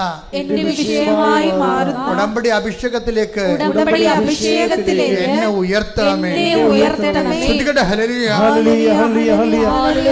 പരമദിവികാരുണ്യത്തിന് ആരാധനയും സ്തുതിയും പുകഴ്ചയും ഉണ്ടായിരിക്കട്ടെ. ഈ മല എന്ന് പറയുന്നത് ഇപ്പം ഇവൻ്റെ ജോലി കമ്പനി പൂട്ടാൻ പോകുകയല്ലേ. എന്നാ ഇത് പെട്ടെന്ന് സംഭവിക്കുന്ന വിഷയം എന്ന് വെച്ച് കഴിഞ്ഞാൽ കമ്പനി ഉടനെ അവിടെ ആ കമ്പനിയിൽ പെർമനൻ്റ് സ്റ്റാഫായിട്ടുണ്ടായിരുന്നവരെല്ലാവരെയും വിളിപ്പിക്കും. ഇത് പറയും, ഞങ്ങളുടെ ആ പുതിയ കമ്പനി പൂട്ടുകയാണ്, അതുകൊണ്ട് നിങ്ങൾക്ക് തൊഴിൽ കണ്ടുപിടിക്കണവരെ ഞങ്ങൾ നിങ്ങൾക്കൊരു പാരിതോഷികം തരും, റെമ്യൂണറേഷൻ, നഷ്ടപരിഹാരം. ഞങ്ങളുടെ കമ്പനി പൂട്ടുകയാണ്, അതുകൊണ്ട് നിങ്ങൾക്കൊരു തൊഴിൽ കണ്ടുപിടിക്കണവരെ $30,000 കൊടുത്തു കമ്പനി. ബൈജു പറയണത് എനിക്ക് തൊഴിലില്ല, പക്ഷേ എനിക്ക് കമ്പനി $30,000 തന്നു, അതുകൊണ്ട് എനിക്കിന്ന് ജോലി കണ്ടുപിടിക്കണവരെ. അപ്പോൾ അമ്മയോട് പറഞ്ഞു, അമ്മ ഒരു 100 പിള്ളേരെ തരുമെങ്കിൽ ഞാൻ പച്ച പിടിച്ച് പോകുമെന്ന് പറയും. ഉടനെ പിറ്റേ ആഴ്ച 100 പിള്ളേരെ കൊടുത്ത് കരാട്ടെ ക്ലാസ്സിൽ. അത് ഭയങ്കര രസമാണ്, ആ കമ്മ്യൂണിക്കേഷൻ പോണ രസം കണ്ടില്ലേ. അപ്പോൾ ഈ വിഷയങ്ങൾക്ക് നമ്മൾ എന്താ ഈശോ പറഞ്ഞത് എന്താ വെച്ചാൽ, ഈ കമ്മ്യൂണിക്കേഷൻ ലെവല് നമ്മുടെ ഭാഗം നമ്മൾ കറക്റ്റ് ചെയ്ത് കഴിഞ്ഞാൽ ഇതൊക്കെ നിങ്ങൾക്ക് ആവശ്യമാണെന്ന് ഈശോ പറഞ്ഞില്ലേ. ആവശ്യം, അതാണ് എൻ്റെ സംഭവം. നമ്മുടെ ആവശ്യങ്ങളാണ് ഇതൊക്കെ, നിങ്ങൾക്ക് ആവശ്യമാണ്. നിങ്ങളുടെ സ്വർഗ്ഗസ്ഥനായ പിതാവ് അറിയാം. പിന്നെ ആദ്യം ദൈവരാജ്യത്തെയും അത് ബൈജു ചെയ്യണത് അതാണ്. ബൈജു എല്ലാം ചെയ്യണത് എന്താണ്? ആദ്യം ദൈവത്തിൻ്റെ കാര്യം. ആദ്യം ഇപ്പം നമ്മളെന്താ, നമ്മൾ ദൈവത്തിൻ്റെ കാര്യം പോലും നമ്മുടെ കാര്യം കഴിഞ്ഞിട്ടാണ് കാണുന്നത്. അവിടെയാണ് ഇങ്ങനെ വെള്ളം വന്ന് വള്ളത്തിൻ്റെ അകത്ത് കിടക്കുകയാണ്, അതാണ് മണം മുങ്ങിപ്പോണത്. നമ്മൾ ആദ്യം നമ്മുടെ കാര്യം പോലും ദൈവത്തിൻ്റെ കാര്യമെന്ന് പറയണത് നമ്മുടെ കാര്യമായിട്ടാണ് ഇരിക്കുന്നത്. നമ്മുടെ കാര്യം താമസിക്കിടയ്ക്ക് നമ്മൾ ഉടമ്പടി പ്രാർത്ഥന കുഴപ്പവും. അതിൻ്റെ അർത്ഥം എന്താ? ദൈവത്തിൻ്റെ കാര്യത്തിൽ പ്രാധാന്യമില്ല, നമ്മുടെ വയറ്റിപ്പഴപ്പിന് വേണ്ടിയാണ് കെട്ടിയെടുത്ത് ഇറങ്ങിയിരിക്കണമെന്നുള്ളത് ദൈവത്തിന് മനസ്സിലാകത്തില്ലേ. അതുകൊണ്ടാണ് ഡ്രൈ കവനൻ്റ് ഉണ്ടാകണത്. അപ്പോൾ നിങ്ങളെപ്പോഴും ദൈവമായിരിക്കണം വിഷയം. അതായത് ആദ്യം ചെയ്യേണ്ടത്, നമ്മൾ ഇപ്പോൾ സുവിശേഷത്തിൻ്റെ അകത്ത് ഒരു നല്ലൊരു സർജറി ഉള്ളത് നമുക്കറിയാം. ഈ സർജറി ഓപ്പറേഷൻ നടക്കുന്നത്, സുവിശേഷത്തിൻ്റെ അകത്ത് ഓപ്പറേഷൻ നടക്കുന്നത് ഈ ധാരണകളിലാണ് വരണത്. ധാരണകൾ എപ്പോഴും വരുന്ന ഒരു വിഷയം. നമ്മുടെ ആധ്യാത്മിക ജീവിതം, ഇപ്പം മുമ്പ് പറഞ്ഞ പോലെ, സംശയം കുറക്കാൻ എന്താ ചെയ്യേണ്ടത്? സ്നേഹം കൂട്ടണം. അതാണ് സംശയം, അല്ലേ? അതാണ് ഹൃദയത്തിൽ ശങ്കിക്കരുതെന്ന് പറയുമ്പോൾ, ഹൃദയത്തിൽ സ്നേഹം എല്ലാം വിശ്വസിക്കുന്നത് കൊണ്ട് തന്നെ വിശ്വാസം വർദ്ധിക്കുമ്പോൾ സംശയം കുറയും. പക്ഷെ അത് സ്നേഹമാണ് അതിൻ്റെ ഏജൻ്റ് എന്ന് പറയണത്. എന്ന് പറഞ്ഞാൽ ചെയ്യണ കാര്യങ്ങളെല്ലാം ദൈവത്തോടുള്ള സ്നേഹത്താലാണ് ചെയ്യേണ്ടതെല്ലാം, അല്ല നമ്മുടെ വിഷയത്തോടുള്ള സ്നേഹത്താലല്ല. ദൈവമായിരിക്കണം നമ്മുടെ വിഷയം. അപ്പം അതുപോലെ തന്നെ ഒരു ഫോർമുലയാണ് നമ്മൾ ജീവിക്കുമ്പോൾ ഈ ധാരണകളെ തിരുത്തണം. ഇപ്പം ധാരണകളില്ലേ, എന്നുവെച്ചാൽ നമ്മുടെ ഉടമ്പടി എപ്പോഴും പെട്ടെന്ന് ബ്രേക്ക് ആകണമെങ്കിൽ ആദ്യം ചെയ്യേണ്ട നടപടി എന്ന് പറഞ്ഞാൽ ധാരണയെ തിരുത്തുകയാണ് ചെയ്യേണ്ടത്. നമുക്ക് ദൈവത്തെക്കുറിച്ചൊരു ധാരണയുണ്ടാവും. ബൈജൂസിനും ഉണ്ടായ ധാരണ അതാണ്. ഈ സഞ്ചാരി മാതാവ് എന്ന് പറഞ്ഞാൽ പുള്ളിയുടെ ധാരണയില്ലാത്തൊരു സാധനമാണ് സഞ്ചാരി മാതാവ്. ആ വലിയമ്മച്ചിയും മക്കളും കൂടി വന്നിട്ട് ഇയാളുടെ ധാരണയെ തിരുത്തി. മാതാവ് കൂടെ വരുമെന്നൊക്കെ പറഞ്ഞപ്പോഴേ ഞെട്ടിപ്പോയി ഇയാൾ. പല മാതാവിനെയും കണ്ടിട്ടുണ്ട്, പക്ഷേ കൂടെ വരുന്ന മാതാവിനെ കണ്ടിട്ടില്ലേ പുള്ളിയെ. അത് ധാരണ തിരുത്തി. അപ്പോൾ ഈ ധാരണയെ തിരുത്തുക എന്നുള്ളത് പരിശുദ്ധ പ്രവർത്തനത്തിൻ്റെ ലക്ഷ്യം തന്നെ അതാണ്, ധാരണയെ തിരുത്തുക എന്നാണ്. അന്ന് വരെ അവലംബം വെച്ചിരിക്കുന്ന എല്ലാത്തിനെയും തിരുത്തുക, എന്നിട്ട് ദൈവത്തെ അനുഭവിപ്പിച്ച് കൊടുക്കാൻ വേണ്ടി മാത്രം നമ്മളുടെ പരിശുദ്ധ പ്രവർത്തനങ്ങളെ ദൈവസ്നേഹത്തിൻ്റെ സാക്ഷിയെപ്പോലെ നമ്മളത് ശുശ്രൂഷിക്കുമ്പോഴാണ് ഫിലിപ്പിയർ 4:6 ഒന്നിനെക്കുറിച്ചും ആകുലരാകേണ്ട. പറഞ്ഞേ. ഒന്നിനെക്കുറിച്ചും ആകുലരാകേണ്ട. പ്രാർത്ഥനയിലൂടെയും അപേക്ഷയിലൂടെയും കൃതജ്ഞതാസ്തോത്രങ്ങളോടെ നിങ്ങളുടെ യാചനകൾ ദൈവസന്നിധിയിൽ അർപ്പിക്കുവിൻ. അപ്പോൾ നമ്മുടെ എല്ലാ ധാരണയെയും അതിലംഘിക്കുന്ന ദൈവത്തിന്റെ സമാധാനം നിങ്ങളുടെ ഹൃദയങ്ങളെയും ചിന്തകളെയും യേശുക്രിസ്തുവിൽ കാത്തുകൊള്ളും.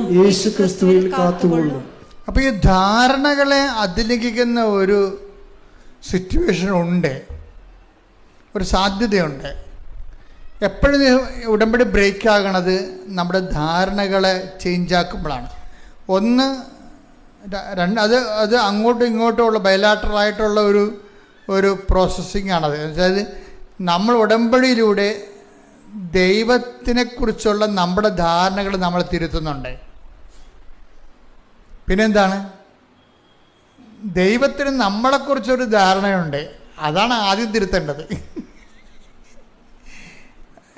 ദൈവത്തിന് നമ്മളെക്കുറിച്ച് ഒരു ധാരണ ഉണ്ടല്ലോ, അതല്ലേ. അപ്പോൾ ദൈവത്തെ നിങ്ങൾ ഉടമ്പടി ഇടുമ്പോൾ തന്നെ അറിയാം, ഈ മുതൽ ഏത് ഉടമ്പടി ഇട്ടാലും സങ്കടം തെങ്ങനെ തന്നെയാണ്. പണ്ടത്തെ പരിപാടി തന്നെ കൈയിരിക്കണത്, മാറ്റമൊന്നുമില്ല.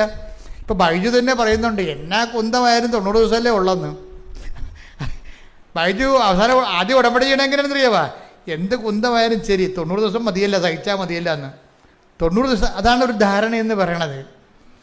പക്ഷേ ഇപ്പോഴെന്ത്, ആ 90 ദിവസത്തിന് സഹിച്ചാൽ മതിയല്ലോ എന്ന് പറഞ്ഞ് എണ്ണിപ്പറയ്ക്ക് 90 ദിവസക്കാരുന്ന ആളിപ്പോൾ 2 കൊല്ലം കഴിഞ്ഞു ഉടമ്പടി ജീവിക്കുകയാണ്.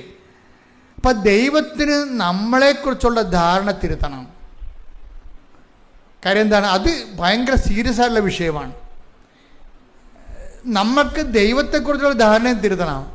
ദൈവത്തിന് നമ്മളെക്കുറിച്ച് ഇപ്പോൾ തന്നെ ബൈജു ആ ഫിലിപ്പിനോയുടെ പറഞ്ഞാൽ അത് വേസ്റ്റ് ജന്മമാണെന്ന് പറഞ്ഞില്ലേ, ഫിലിപ്പിനോ വേസ്റ്റ് ജന്മമാണ്. അപ്പം ദൈവത്തിന് അത് ഇഷ്ടപ്പെട്ടില്ല. ബൈജുവിനെ പോലെ ഒരാളിൽ നിന്ന് അത് ദൈവം പ്രതീക്ഷിക്കണില്ല. അതാണ് പറഞ്ഞത്. വല്ല പേപ്പട്ടികളെ പലയിടത്തും കിടന്ന് കുരയ്ക്കുകയോ അങ്ങോട്ടും ഇങ്ങോട്ടും കുത്തിമറിയുകയും ചെയ്യണത് ഇത്, പക്ഷേ ദൈവപൈതലിന് അത് പറ്റത്തില്ല. അതുകൊണ്ട് ഫിലിപ്പിനോയെ അങ്ങനെ പറഞ്ഞത് ദൈവത്തിന് ഇഷ്ടപ്പെട്ടില്ല. അതുകൊണ്ട് വൈകുന്നേരം ഇപ്പോൾ ആ മനുഷ്യൻ മനസ്തപിച്ചിട്ട് പറഞ്ഞു, ഇനി ഞാൻ പറയത്തില്ല, ശ്രദ്ധിച്ചോളാം എന്ന് പറഞ്ഞു, പട്ടാങ്ങി പറഞ്ഞു. അതാണ് അപ്പം ബൈജുവിനെക്കുറിച്ചുള്ള ധാരണ ദൈവത്തിന് ചേഞ്ചായി. അതുപോലെ തന്നെ നമുക്ക് ദൈവത്തെക്കുറിച്ചുള്ള ധാരണയില്ലേ, അതും മാറ്റണം.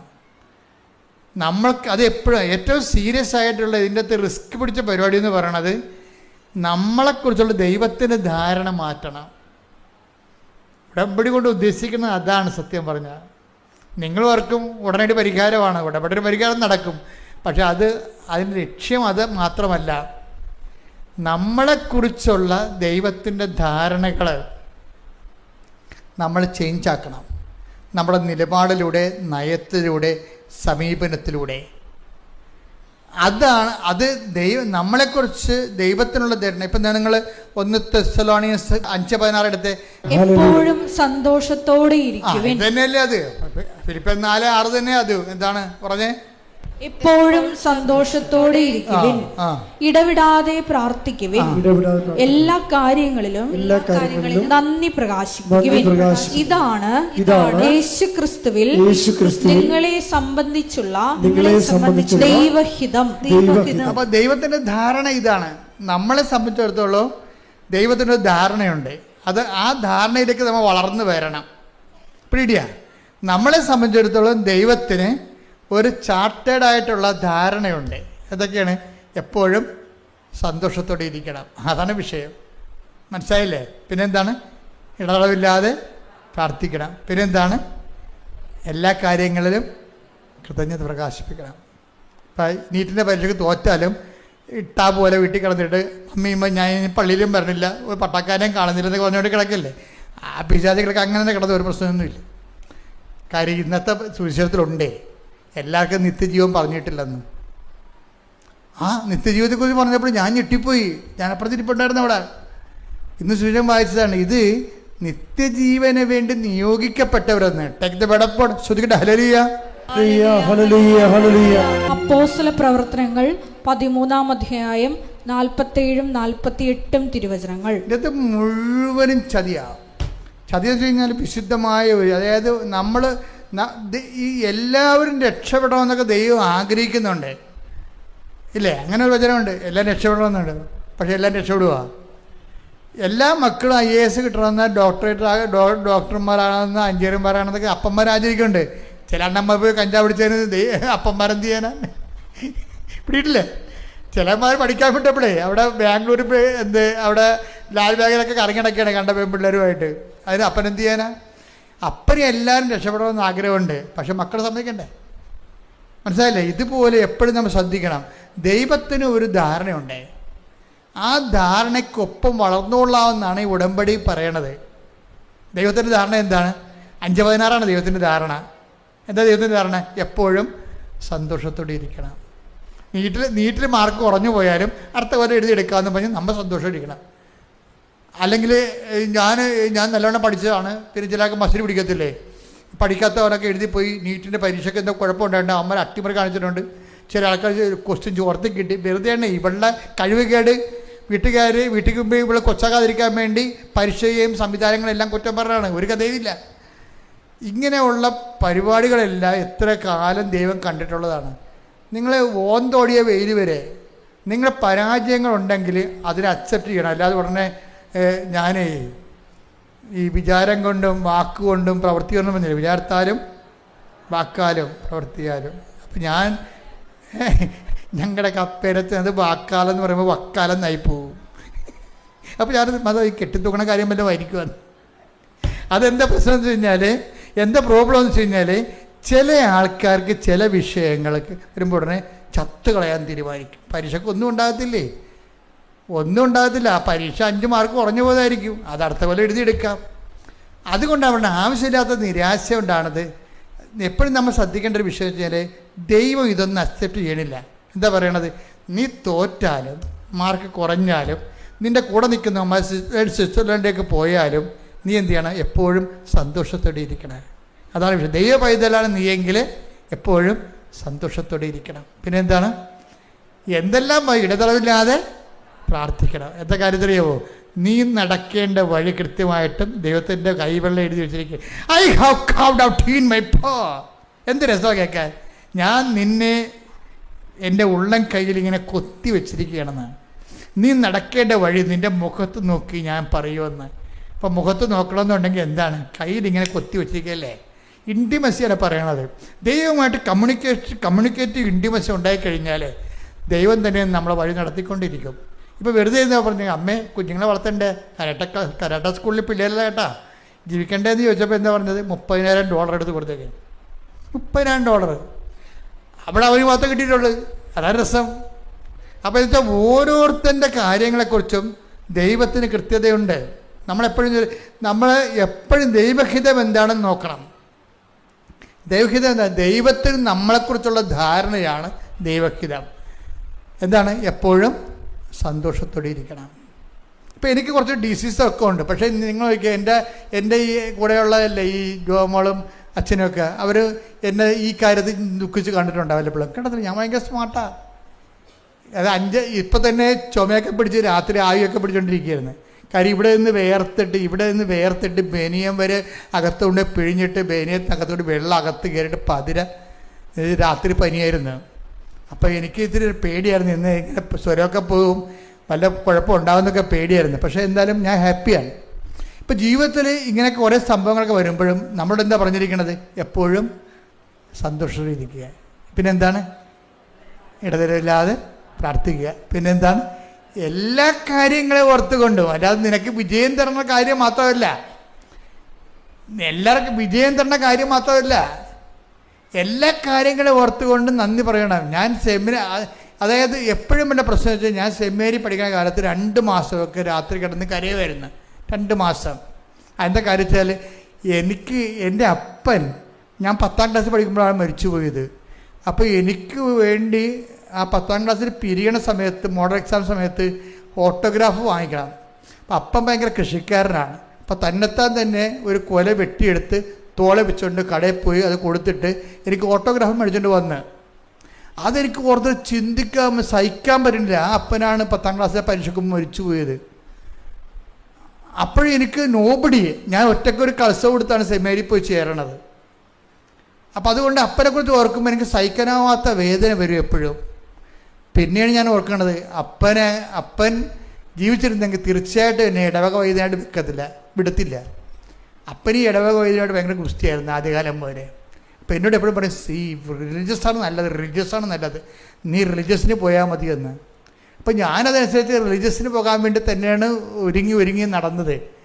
പക്ഷെ കർത്താവ് പറഞ്ഞത് ഈ രൂപത ജീവിക്കണതും റിലീജിയസ് തന്നെയാണ്. നമ്മൾ എവിടെ ആയിരിക്കുന്നു എന്നല്ല പ്രശ്നം, നമ്മൾ എന്തായിരിക്കുന്നു എന്നാണ് പ്രശ്നം. സ്ഥലത്തിനല്ല പ്രശ്നം, സംവിധാനത്തിനല്ല പ്രശ്നം. ഏത് സംവിധാനത്തിൽ പോയാലും ദൈവത്തിൻ്റെ ഹിതം, ദൈവത്തിനൊരു ധാരണയുണ്ട് നമ്മളെക്കുറിച്ച്. അപ്പോഴെന്നാ പറ്റിയത്? ഇപ്പോഴേക്ക് തോന്നുന്നത് എന്താണ്? അപ്പൻ വലിയ കിടപ്പൊന്നുമില്ലാതെ നേരത്തെ കർത്താവിൻ്റെയൊക്കെ പോയില്ലേ? അന്ന് എനിക്കത് മനസ്സിലായില്ല, ഇന്ന് എനിക്കത് മനസ്സിലായി. അപ്പോൾ എന്താണ്? എല്ലാ കാര്യങ്ങൾക്കും കൃതജ്ഞത പ്രകാശിപ്പിക്കുകയും. ദൈവപൈതൽ അങ്ങനെയാണ് ചെയ്യണത്. അല്ലാതെ ദൈവം എന്നോട് ചെയ്തത് എല്ലാവർക്കും ഭർത്താവുണ്ടല്ല, എല്ലാ പെണ്ണുങ്ങളൊക്കെ കല്യാണം കഴിച്ചതൊക്കെ പെറ്റല്ല, പിള്ളേരെയും കൊണ്ട് നടക്കണ്ടല്ല, എനിക്ക് മാത്രം കുഞ്ഞിക്കാരെ കാണാൻ പറ്റില്ല. ഈ പട്ടി പോലെ കാറിക്കൊണ്ട് നടക്കുന്നൊരിക്കലും. അതൊന്നും പ്രാർത്ഥനയല്ല ശരിക്കും പറഞ്ഞാൽ. എന്താണ് അങ്ങനെ ഒരു സിറ്റുവേഷനിലാണെങ്കിൽ പോലും നീ ദൈവദൃഷ്ടിയിൽ വരുമ്പോൾ എന്താണ് എപ്പോഴും സന്തോഷത്തിലേക്ക്. എന്താ കാര്യം? ഈ ഒരു അവസ്ഥയിൽ തന്നെ ഇതിൻ്റെ കറസ്പോണ്ടിങ് അനോയിൻറ്റിങ് ഉണ്ട്. ഈ ഒരു അവസ്ഥയിൽ ഇപ്പം നിനക്ക് മക്കളില്ല, അത് വിചാരിച്ചോ? മക്കളെ കിട്ടുമായിരിക്കും, ചിലപ്പോൾ കിട്ടത്തില്ല. പക്ഷേ ഇവിടുത്തെ എന്ന് പറയുമ്പോൾ മാക്സിമം ഈ 90% കിട്ടുന്ന കേസേ ഇവിടെ ഉള്ളൂ. കിട്ടാത്ത കേസ് അപൂർവമാണ്. പക്ഷേ എന്നാലും കർത്താവിൻ്റെ നിലപാടെന്താണ്, ധാരണ എന്താണ്? നീ എപ്പോഴും സന്തോഷത്തോടെ ഇരിക്കാൻ. അതാണ് വിഷയം. ആ പഴയ കാലങ്ങൾ ഓർത്തിട്ട് അയ്യോ ഞാൻ അന്ന് പറഞ്ഞതാണ്, എന്നൊക്കെ കാനഡയിൽ വിടാൻ പറഞ്ഞതാണ്, ഞാനിപ്പോൾ എവിടെ ഇരിക്കേണ്ടതാണ് എന്ന് പറഞ്ഞുകൊണ്ട് എപ്പോഴും അപ്പനെയും അമ്മയും തത്തുപോയ അപ്പനെയും അമ്മേനെ മുഴുവൻ ആയിക്കൊണ്ട് നടക്കണ കുറേ തലതെറിച്ച പിശാചുക്കളുണ്ട്. ആ ചാപ്റ്റർ എല്ലാം ക്ലോസ് ചെയ്യണം. കഴിഞ്ഞ കാലങ്ങളിൽ സംഭവിച്ച വിഷയങ്ങൾ എൻ്റെ കർത്താവ് ഒന്നും സംഭവിച്ചിട്ടില്ല, നിന്നെക്കുറിച്ച് ഇതാണ് ദൈവഹിതം എന്നുണ്ടെങ്കിൽ അത് ദൈവഹിതം അക്സെപ്റ്റ് ചെയ്തിട്ട് നീ സന്തോഷമായിട്ടിരിക്കണം എപ്പോഴും. എന്താ സൗജന്യം? എന്താണ്? എപ്പോഴും സന്തോഷിച്ചിരിക്കുക. വിശുദ്ധ ജീവിതം എന്ന് പറഞ്ഞാൽ ആത്മാവിലുള്ള ജീവിതമല്ലേ. അവിടെയാണ് എന്താ പ്രശ്നം? നമ്മളെ എന്ത് കിട്ടിയാലും പോയാലും നമ്മളെപ്പോഴും പറയുമ്പോൾ മറ്റതാണ് ശരി എന്ന് പറയുമ്പോൾ എപ്പോഴും നമ്മൾ ചില വീഡിയോ നമ്മൾ കണ്ടിട്ടില്ലേ? ചില പട്ടികളെ, കൊച്ചു പട്ടിനെയും വലിയ പട്ടിനെയും കൂടി ജയമാനം വരെ നിർത്തിയിട്ട് എന്ത് ചെയ്യുമെന്ന് വെച്ച് കഴിഞ്ഞാൽ ഈ പട്ടി ഭക്ഷണം കഴിക്കുന്ന സമയത്ത് ആ മറ്റേ പട്ടിയെടുത്ത് പാത്രത്തിൽ എന്തൊക്കെയാണ് കിട്ടണമെന്ന് നോക്കിക്കൊണ്ടിരിക്കും പട്ടി. എന്നിട്ട് കിടന്ന് എന്ന് കരക്കും. എന്ന് പറഞ്ഞ പോലെ തന്നെ മറ്റുള്ളവർക്ക് എന്ത് കിട്ടിയെന്നുള്ളത് നമ്മുടെ സബ്ജക്റ്റ് അല്ല. മനസ്സിലായില്ലേ? മറ്റുള്ളവർ എവിടെ പോയെന്നുള്ളത് നമ്മുടെ സബ്ജക്റ്റ് അല്ല. എപ്പോഴും ഓർത്തേക്കണം.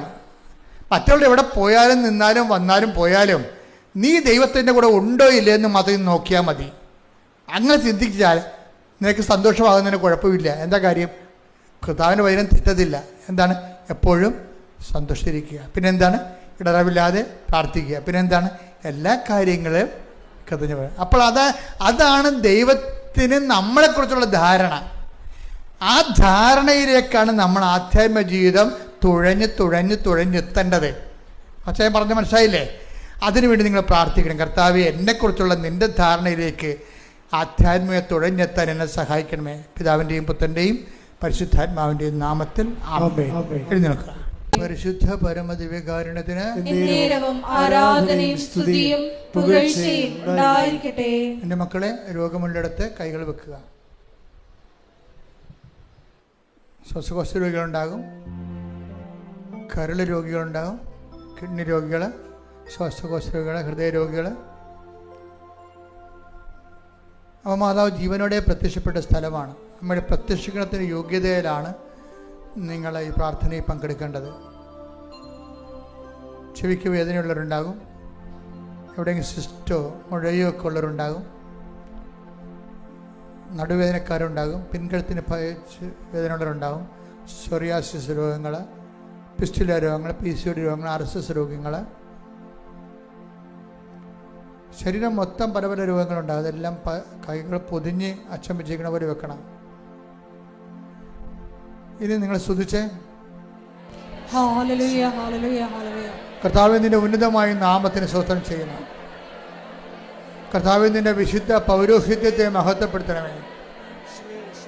കർത്താവേ, സഭയിലുള്ള സാന്നിധ്യം പ്രകടമാക്കണമേ. 39 വർഷം ഞാൻ അർപ്പിച്ച കൃപായുടെ യോഗ്യതയാൽ കൃപാസ്ഥാനത്താറെ ജീവനോടെ പ്രത്യക്ഷപ്പെട്ട പരിശുദ്ധ അമ്മയുടെ മാധ്യസ്ഥതാൽ കർത്താറയിൽ നടന്ന 10,000-കണക്കിന് ആരാധന ശക്തിയാൽ കർത്താവിൻ്റെ ശക്തി നിങ്ങൾക്ക് ആവശ്യിക്കട്ടെ. കർത്താവിൻ്റെ സ്തുതിക്കട്ടെ. കർത്താവിൻ്റെ ശക്തി നിങ്ങൾക്ക് ആവശ്യിക്കട്ടെ. കർത്താവിൻ്റെ ശക്തി നിങ്ങൾക്ക് ആവശ്യിക്കട്ടെ. കർത്താവേ, നിന്റെ തിരുവിലാവിലെ മുറിവിനെ ഓർത്തുകൊണ്ട് അങ്ങയുടെ ശക്തി, രോഗസൗഖ്യ ശക്തി, മനസ്സൗഖ്യ ശക്തി ഇപ്പോൾ മക്കളിലേക്ക് ആവശ്യിക്കട്ടെ. അങ്ങയുടെ അവകാശവും ഓഹരിയുമായ തിരുസഭയോട് നീ കാരുണ്യം കാണിക്കണമേ. ഇവിടെ തീർത്ഥാടനത്തിൽ പ്രാർത്ഥിക്കുന്നവർ, വീട്ടിലിരുന്ന് ഓൺലൈനിൽ പ്രാർത്ഥിക്കുന്നവരുടെ മേലും കർത്താവിൻ്റെ ശക്തി ഒഴുകട്ടെ. മാരകരോഗങ്ങൾ, തീരാവ്യാധികൾ, മൂക്കിൽ ദശ വളരുന്ന അവസ്ഥകൾ, കണ്ണിന് കാഴ്ചക്കുറവുള്ള അവസ്ഥകൾ, ചെവിക്ക് കേൾവിക്കുറവുള്ള അവസ്ഥകൾ, മെനിഞ്ചൈറ്റിസ് പോലുള്ള രോഗങ്ങൾ, അതുപോലെ തന്നെ മാറാത്ത തലവേദനകൾ, അതിൻ്റെ മൂലകാരണങ്ങൾ, അടിപ്പിണർ പോലെ കർത്താവിൻ്റെ ശക്തി യേശുവിന്റെ നാമത്തിൽ സൗഖ്യം പ്രാപിക്കട്ടെ. ശ്രുതികട്ടെ. ഹല്ലേലൂയ ഹല്ലേലൂയ ഹല്ലേലൂയ. എല്ലാ രോഗങ്ങളും സുഖപ്പെട്ടുകൊണ്ട് നാമത്തെ ആരാധനയിലൂടെ വീണ്ടും വീണ്ടും മഹത്വപ്പെടുത്തണമേ. ഹല്ലേലൂയ. യേശുവേ നന്ദി, യേശുവേ ആരാധന. വരേണമേ എന്നിൽ നിറയണമേ, വരേണമേ സൗഖ്യം നൽകണമേ, വരേണമേ എന്നിൽ നിറയണമേ, വരേണമേ സൗഖ്യം നൽകണമേ. എൻ്റെ മക്കളെ വിവിധ പരീക്ഷകൾ എഴുതിയ മക്കളുണ്ട്. റിസൾട്ട് വെയിറ്റ് ചെയ്യുന്നവരെ അവർ ഉടമ്പടി എടുത്തിരിക്കുന്നത് തന്നെ അവർ ആ പരീക്ഷയുടെ വിഷയം ഉടമ്പടി വെച്ചപ്പോൾ തന്നെ ദൈവത്തിന് അറിയാം. എന്താണ് അറിയാവുന്നത്? നിങ്ങളുടെ കഴിവിലല്ല നിങ്ങൾ ആശ്രയിക്കുന്നത്, കർത്താവിൻ്റെ കൃപയിലാണെന്ന്. അതുകൊണ്ട് തന്നെ ജയിക്കാനും ഉന്നതമായ മാർക്ക് മേടിക്കാനും നിങ്ങൾക്ക് അവകാശമുണ്ട്. എന്താ കാര്യം? നിങ്ങളുടെ കഴിവിനേക്കാൾ ഉപരി ദൈവത്തിൻ്റെ കൃപയെ വിശ്വസിക്കുന്നത് കൊണ്ടാണ് അത് ഉടമ്പടിയാക്കി മാറ്റിയിരിക്കുന്നത്. ആ ഉടമ്പടി എടുത്തിരിക്കുന്ന മക്കളെല്ലാം അവിടെ മേലെല്ലാം കർത്താവിൻ്റെ കൃപ ആവശ്യിക്കുന്നതിന് വേണ്ടി ശ്രുതികട്ടെ. ഹല്ലേലൂയ ഹല്ലേലൂയ ഹല്ലേലൂയ ഹല്ലേലൂയ ഹല്ലേലൂയ. മഹത്വം മഹത്വം, ആരാധന ആരാധന. ഹല്ലേലൂയ ഹല്ലേലൂയ. നാഥാ വരണമേ, വരേണമേ എന്നിൽ നിറയണമേ, വരേണമേ സൗഖ്യം നൽകണമേ, വരേണമേ എന്നിൽ നിറയണമേ,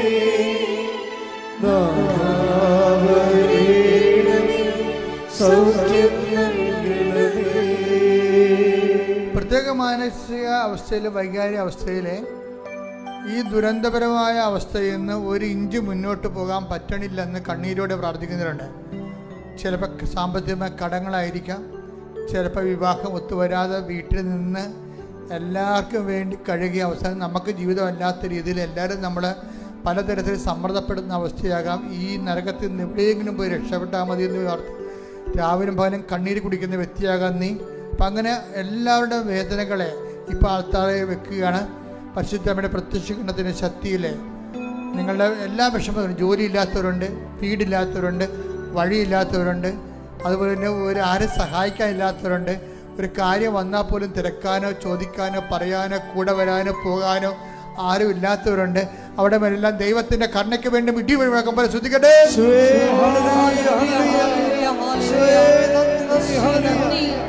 ആരാധന മഹത്വം മഹത്വം.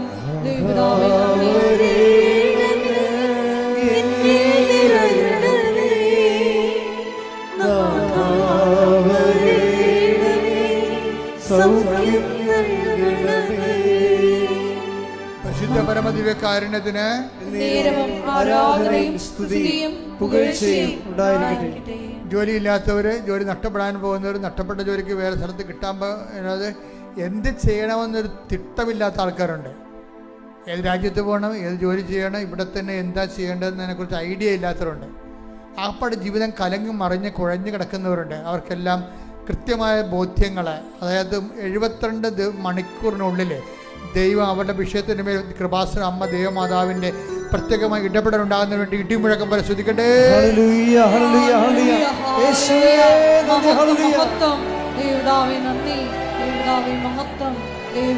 ആരാധന.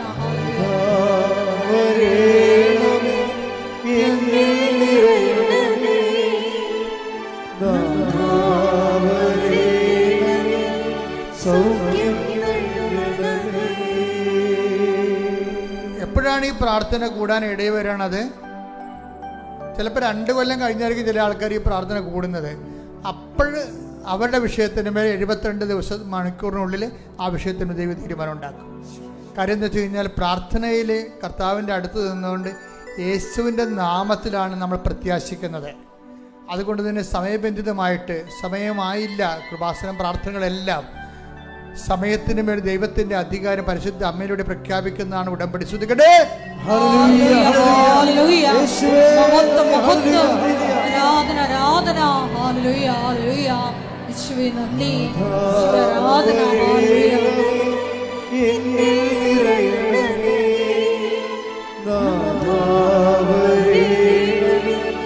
സൗഖ്യം നൽകണമേ. വഴക്കുള്ള കുടുംബങ്ങൾ,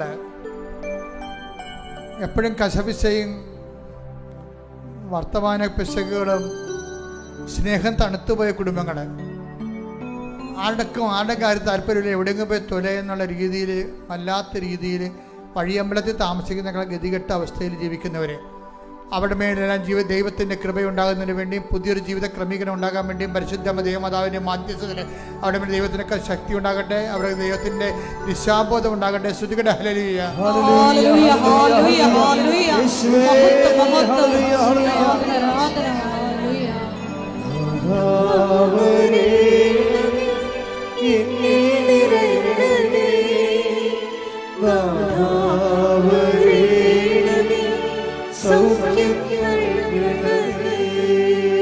പിരിഞ്ഞുപോയ ഭാര്യാഭർത്തകന്മാർ ഒരുമിച്ച് ജീവിക്കാൻ വീണ്ടും ആഗ്രഹിക്കുന്നവരെ, കോടതി കേസ് അനുകൂലമായി വിധിച്ചുകൊണ്ട് ദൈവത്തിന് നീതി നിറവേറാൻ ആഗ്രഹിക്കുന്നവരെ, തിന്മയിൽ നിന്ന് രക്ഷപ്പെടാൻ ഉദ്ദേശിക്കുന്നവരെ, അവരുടെ പ്രാർത്ഥനകളുടെ മേലെല്ലാം ദൈവത്തിന്റെ തീരുമാനം ഉണ്ടാകാൻ വേണ്ടി ശ്രുതികട്ടെ ശ്രുതികട്ടെ ശ്രുതികട്ടെ.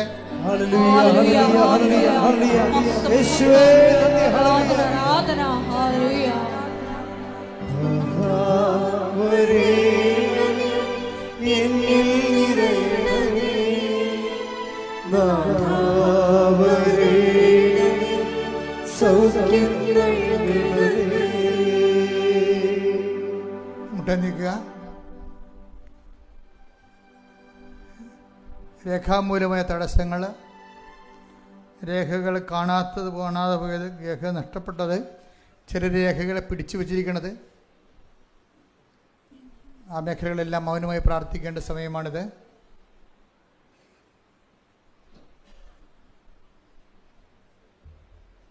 ആശീർവാദം സ്വീകരിക്കാം.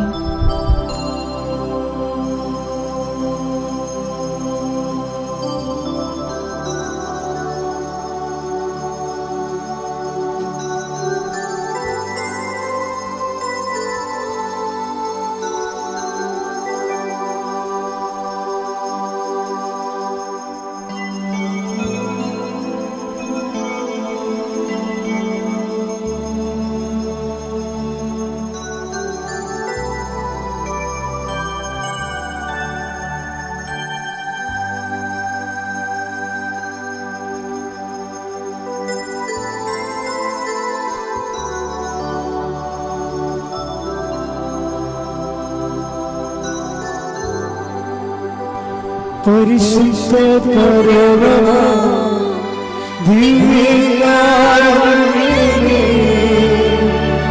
ഇന്നും എന്നും